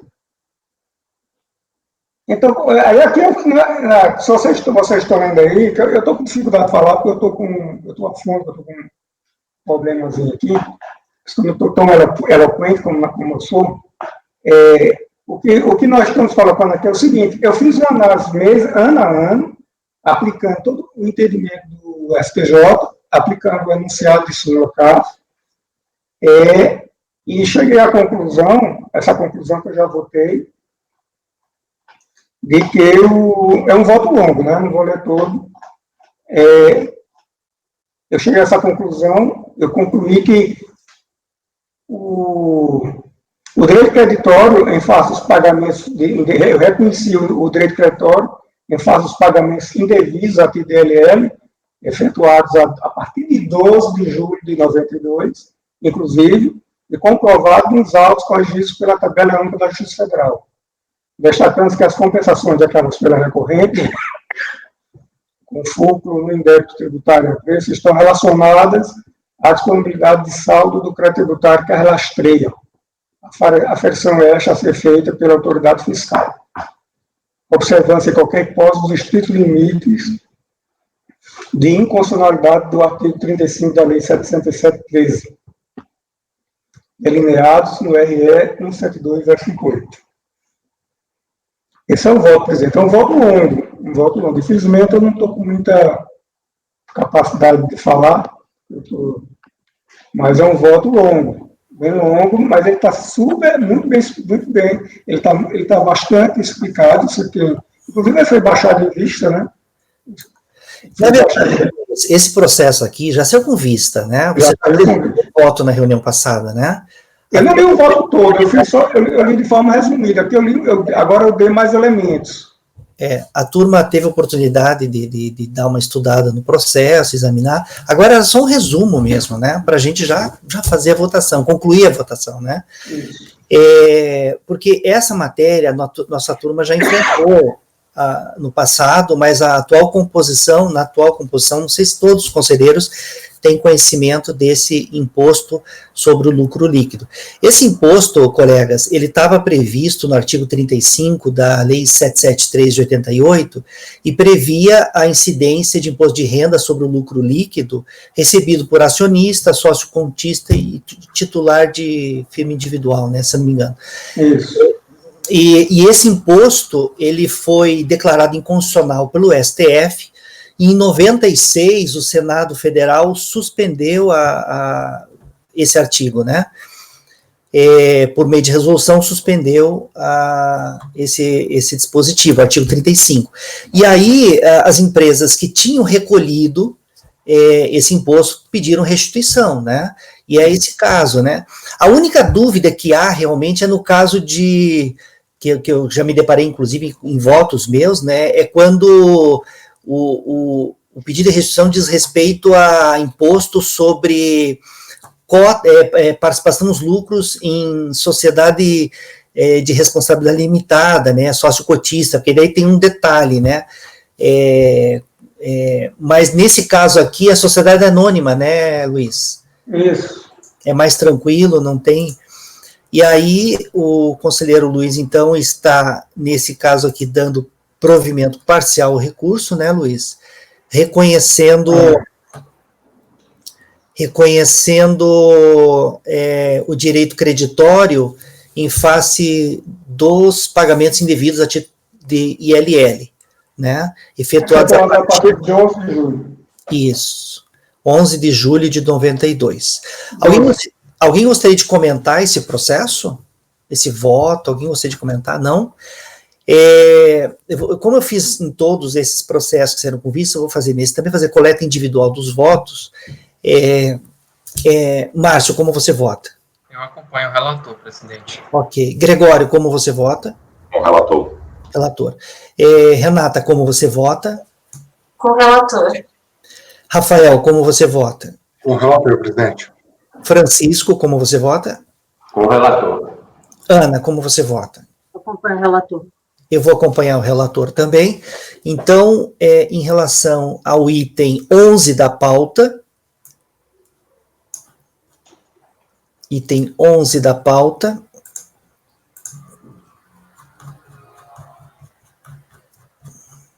do contribuinte Casa Colombo Administração de Bens S.A., ficará assim o resultado. Acordam os membros do colegiado, por unanimidade de votos, em dar provimento parcial ao recurso voluntário, reconhecendo-se o direito creditório em face dos pagamentos indevidos,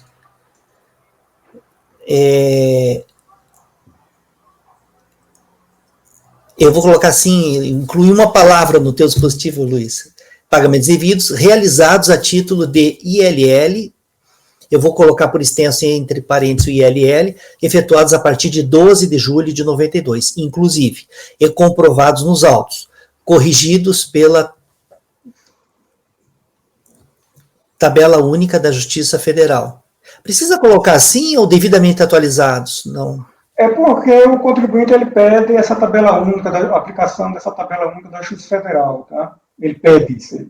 Mas essa tabela única da Justiça Federal, eu já votei os processos, nossa turma já votou também, não essa composição, em que nós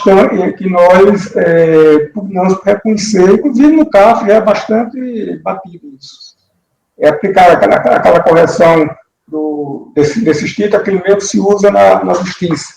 E a Receita usa outro tipo de correção, tá? E os contribuintes, eles têm, quando vem para cá, questão judicial, quando vem para cá, e demanda, eles pedem que seja atualizado pela tabela única. Eu acho que o Gregório e a Renata, que são mais antigos, as atualizações da Receita, a Receita tem uma atualização padrão dela, né? Nós já fizemos vários votos. Eu não sei se a Renata e o Gregório se lembram de votos que nós fizemos desse aqui. E nós usamos a tabela única da Justiça Federal. A turma tem sido bastante pacífica, né, Renata? Uhum. Mas tem uma justificativa. Assim, como a gente está fazendo assim com uma certa pressa, não dá para a gente ficar, mas eu justifico porque a gente usa o que eu estou usando, essa tabela aqui, sabe? Tá. Bem. Porque essa tabela é a seguinte, eu tenho até aqui. A tabela única aprovada é a primeira sessão do STJ, que agrega o Manual do Cabo da Justiça Federal e as despesas do STJ, enumera os bens sociais e os expurgos inflacionários a serem aplicados em ações de compensação e redução de indébito. Tá? Essa tabela única, ela retira, foi exatamente a Receita quando fazia, pelo menos que eu me lembro, a reclamação dos contribuintes era exatamente essa, e não eram retirados os expurgos inflacionários. E essa tabela única da Justiça Federal, lá do Manual do Cálculo, eles fazem um ajuste bem certinho e tiram os expurgos. Todas as companhias, quando trazem essa demanda para cá, para a esfera administrativa, eles pedem, a primeira coisa que eles pedem é a aplicação da tabela única. Assim, para mim é bem tranquilo isso aí, tá? Eu já vi vários decisores do CARF nesse sentido, sem muitos problemas. Mas fiquem à vontade aí. Tá. Bem, todos vocês acompanham o relator, né? Eu vou acompanhar, Luiz, mas eu vou acompanhar pelas conclusões dessa história dessa tabela, tá? Então ficou assim, dado provimento parcial ao recurso, né, reconhecendo direito creditório em relação aos pagamentos efetuados realizados a título de ILL, né? Assim, a desvantagem é a gente fazer esses votos assim, essas pautas muito esse voto aqui é muito interessante a discussão, sabe? São raros esses votos aqui na segunda sessão. A gente, infelizmente, um voto que eu fiz já faz, acho que 6 meses, nem me lembro mais do voto. É um voto longo, que a gente tem que ler de uma maneira rápida, não consegue nem fazer, assim, complicado isso, né?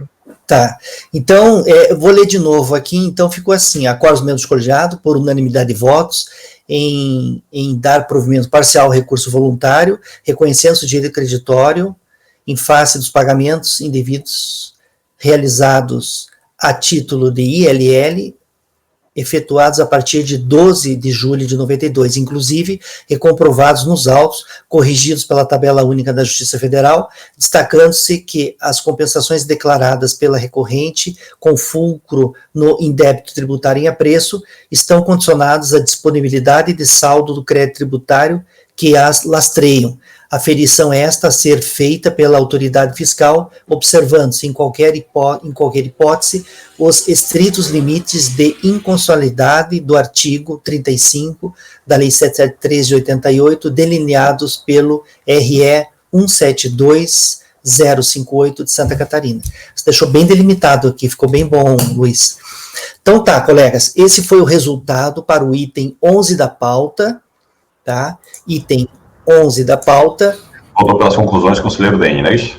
Isso. Da Casa... Aí era bom você dizer, fazer uma declaração de voto com as porquê voltou pelas conclusões, né, professor? Votou pelas conclusões o conselheiro Dene, tá? Mas eu não vou fazer declaração de voto aqui, o que seria interessante fazer, né? Não vou fazer. Porque essa matéria da tabela única ela é meio pacífica, assim, no caso. Né? Você está tudo bem, não tem muito problema. Eu também já dividi muitas vezes em matérias pacíficas. Tá.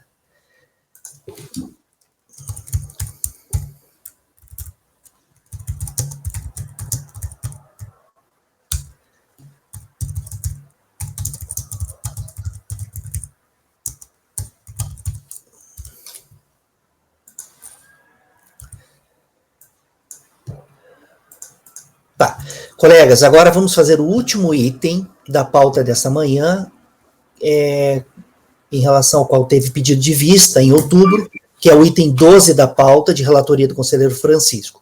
O item 12 é da contribuinte Zilda Barbosa Moreira. Francisco, então pode fazer para nós um resuminho, daí a gente já inicia a discussão e votação.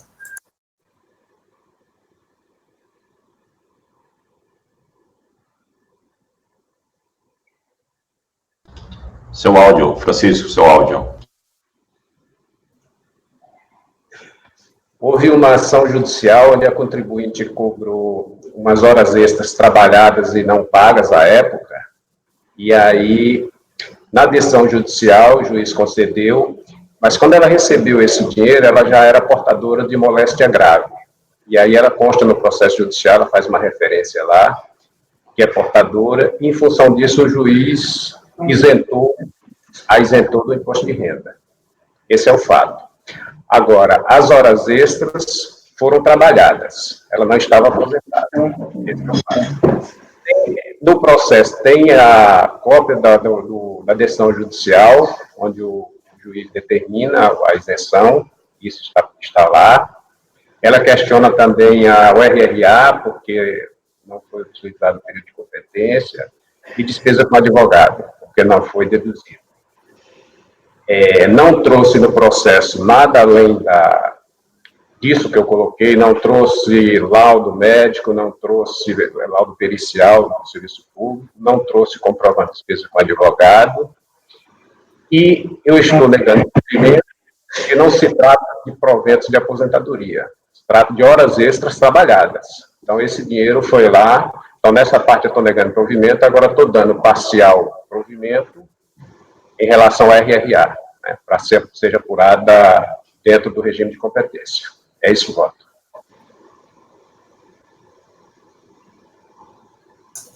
Ok, Francisco. Colegas, alguém gostaria de fazer algum comentário em relação a esse processo? O conselheiro relator está... Eu acho que se algum comentário tem que ser feito, o pedido de vista foi partido do Gregório, né? Era importante, até para resgatar também o motivo do pedido de vista. Partiu de mim, não. Eu anotei errado aqui, então. Eu vou só fazer, desculpa, então, eu vou só fazer só mais um adendozinho. Eu até inicialmente eu pensei naquela súmula 7.3, onde o contribuinte ser induzido a erro pela fonte pagadora, tal. Mas quando a gente vai lá, a fonte pagadora, que é o Banco do Brasil, informou como rendimento tributário. Rendimento tributário, tanto é que a origem do procedimento partiu daí. Então, a fonte pagadora informou como rendimento tributável, realmente. Embora o juiz lá na decisão, ele tenha a isentado. Esses são os fatos. E esse rendimento não é aposentadoria, né? Não é, Gregório. São horas extras que ela trabalhou. Aí, quando ela recebeu isso daí, ela já estava aposentada e já era realmente portadora da doença. Mas o rendimento, ele se refere a horas extras trabalhadas e não recebidas na época. Mas vai ser feito o ajuste pelo regime de competência, né? Isso. Aí eu estou dando o parcial provimento. Tá, quando ela recebeu, ela já era aposentada. Quando ela recebeu, ela já era aposentada, agora rendimento de trabalho. Tanto é que a gente está concedendo o provimento parcial para retornar os meses de competência que ela trabalhava. Foram horas extras trabalhadas.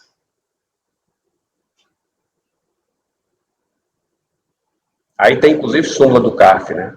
Que essa isenção é de proventos de aposentadoria, né? Porque se não fosse o RRA, aí eu teria dúvida, porque é o seguinte, ia ser regime de caixas, vale a partir de agora. Tudo bem. Mas não é regime de caixa, foi regime de competência, está retornando para lá.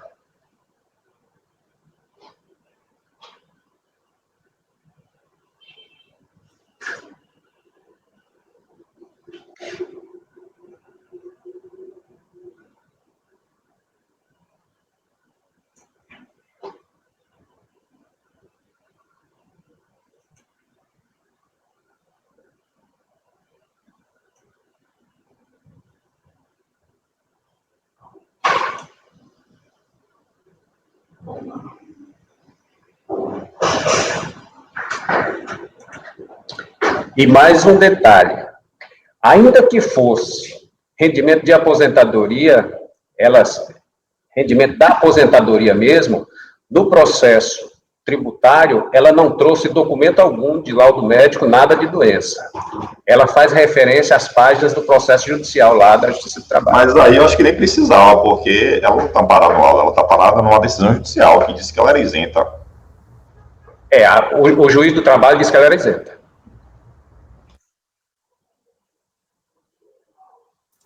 Eu vou divergir, já adiantando meu voto. Eu também vou divergir. Eu também vou.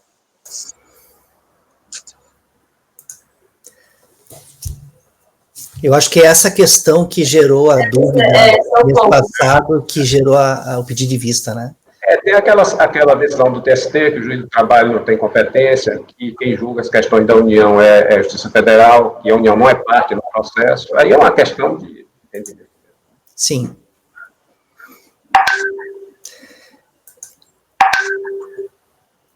Tá.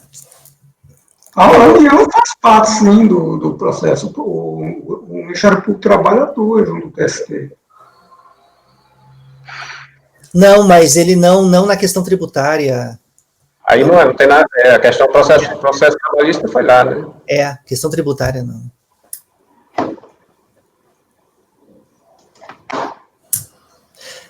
Bem, colegas, o conselheiro relator, então, está votando no sentido de dar provimento. Ele pediu o recálculo do imposto pelo regime de competência, né? Pediu, né? Então tá. Na verdade, o recurso dele foi basicamente em cima disso aí, o que ela botou até mais ou menos como justificativo, porque ela não declarou como rendimento tributável, como a fonte pagadora informou. Porque a fonte pagadora informou que era rendimento tributável, o Banco do Brasil informou na dívida. Ela disse, olha, inclusive não teve, em outras palavras, não teve má fé porque eu fui orientada pela Justiça do Trabalho, foi a decisão da Justiça, eu segui a decisão do juiz. Mais ou menos ela afirma isso. Certo. Tá, então o conselheiro relator está votando no sentido de dar provimento parcial ao recurso voluntário, reconhecendo, determinando que o imposto de renda sobre os rendimentos recebidos acumuladamente na ação judicial seja calculado pelo regime de competência. Vou fazer então, todo mundo alguém quer falar mais alguma coisa? Não? Vamos fazer a votação então individual. Márcio, como você vota? Apesar de o voto vencedor da Ana, que fez um processo similar, mas não igual ao meu mês passado, ter me ajudado a pensar mais abertamente certas situações, por exemplo, como uma situação igual a esta, em que o Poder Judiciário decide algo que parece ir de encontro ao que nós decidimos e que a lei prescreve, mas ainda assim é uma decisão judicial, é uma decisão deliberada do Estado, não é um poder, mas é o Estado que está dizendo que naquele caso concreto os rendimentos têm aquela feição. Eu ainda não transgredi para essa norma, transmutei para esse pensamento, mas eu estou talvez inclinado a mudar futuramente, eu ainda estou desenvolvendo esse raciocínio comigo, mas por hora eu vou acompanhar o relator, apesar da existência da decisão, citar o contrário, a priori a lei diz que horas extras são rendimentos tributáveis, mas eu ainda não tenho, eu tenho ainda uma insegurança dentro de mim que eu espero solucionar nos próximos meses.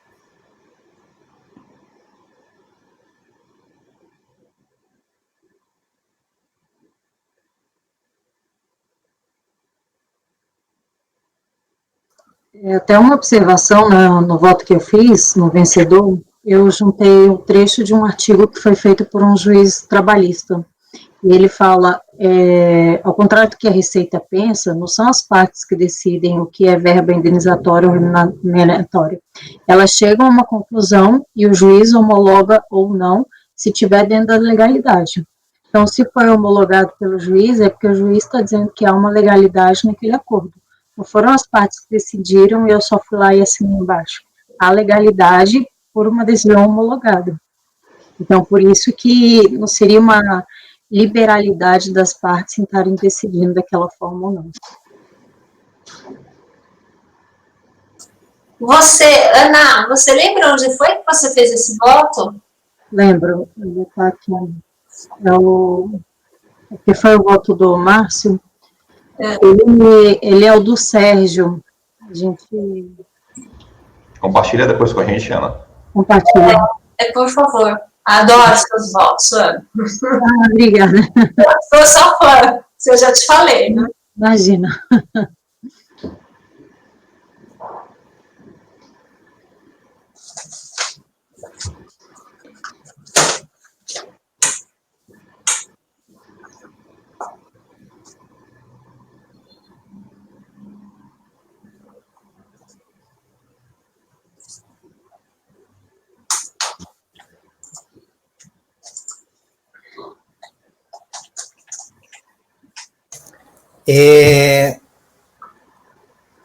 Tá.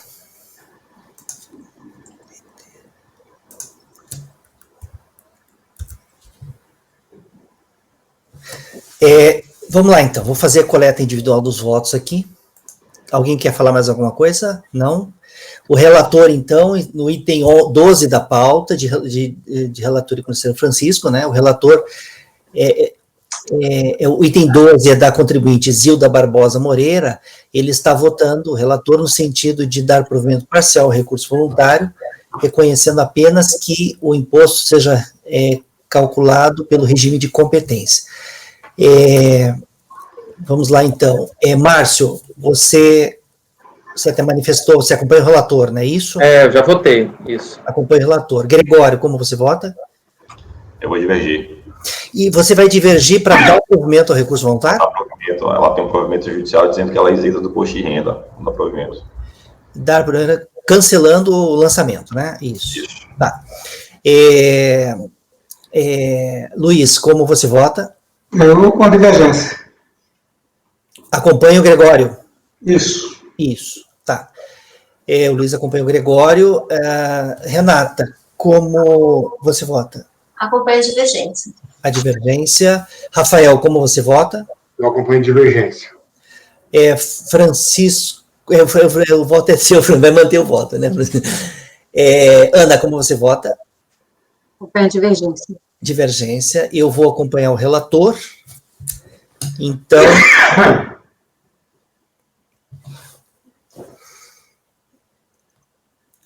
Enquanto a gente vai falando, eu vou já digitando, e já achei que fosse dar empate, eu já estava trazendo aqui o 19E, e tem que voltar aqui, acordos menos, né, por maioria de votos.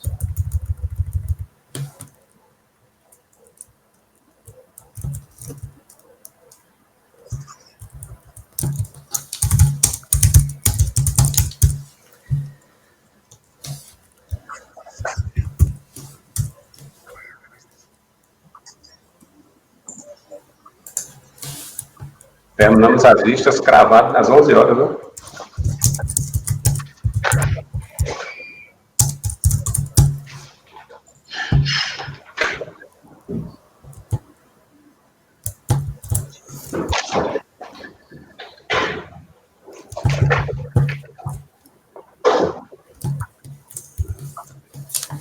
Só um pouquinho, colegas, só um instantinho.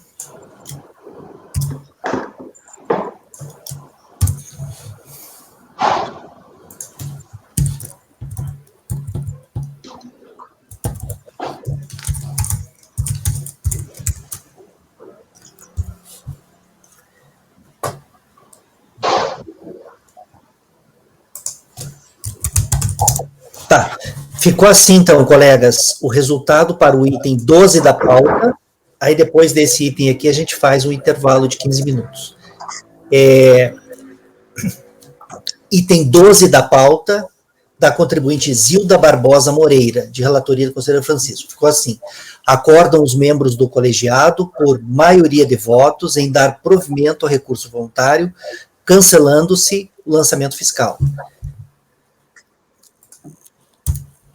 Vencidos os conselheiros Márcio, Francisco e Dene, que deram provimento parcial ao recurso, determinando apenas o recálculo do imposto de renda sobre os rendimentos recebidos acumuladamente na ação judicial pelo regime de competência. Tá? Eu não vou entrar usando as tabelas mês a mês, alíquotas, tal, só pelo regime de competência. É isso aí. Então tá, colegas, esse foi o item 12 da pauta. Tem que designar alguém, né? O Francisco foi vencido, né? Nossa, meu cérebro não está ajudando. Ontem eu queria dormir cedo, para acordar bem esperto, não consegui dormir cedo, não dormi o suficiente, eu acho. Eu posso fazer, Dene, que não é parecido com o meu anterior. Você pode fazer, Ana? Então tá.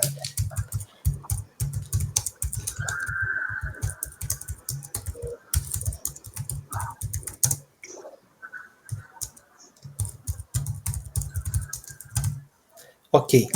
Então, por maioria, dado provimento ao recurso voluntário, vencidos os conselheiros Márcio, Francisco e Dene, que deram provimento parcial apenas para que fosse recalculado o imposto pelo regime de competência. Designada para regir o voto vencedor a conselheira Ana. Ok, colegas? Então, obrigado, Gregório, por ter lembrado. Vocês vão me lembrando aí, porque... Até porque a nossa ata, ela é feita a 8 mãos, né? Todos nós aqui temos que se ajudar aí. Então, se eu... No caso, 16 mãos, né? Ah, é verdade, 16 mãos.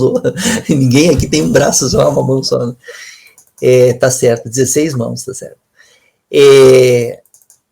Bem, só um negócio, todo mundo caiu na imagem para mim. Como é que é? Todo mundo caiu a imagem, só tá eu e você. Ah, tá, não, para mim... Porque então é um problema com você, Rafael, na sua rede. Deve ter ficado lento. O problema não é comigo não, Márcio, o problema é você. Rafael, um amigo meu sempre fala assim, existem 2 tipos de problemas, os meus e os seus. Não, agora apareceu o Márcio de novo, estão aparecendo aqui, está muito instável, tá? Deve ser a rede mesmo. Não, tranquilo, a gente vai fazer um intervalo agora de 15 minutos, e aí, quem sabe, quando retomar, a tua internet vai estar ok. Pode ser, não, o Márcio já voltou, você, só os demais que não. Legal, colegas, vamos fazer um intervalo agora de 15 minutos, e daí a gente retoma daqui a pouco, tá bom? Pode suspender a gravação. Janaíne, pode encerrar a gravação, Francisco e Rafael também.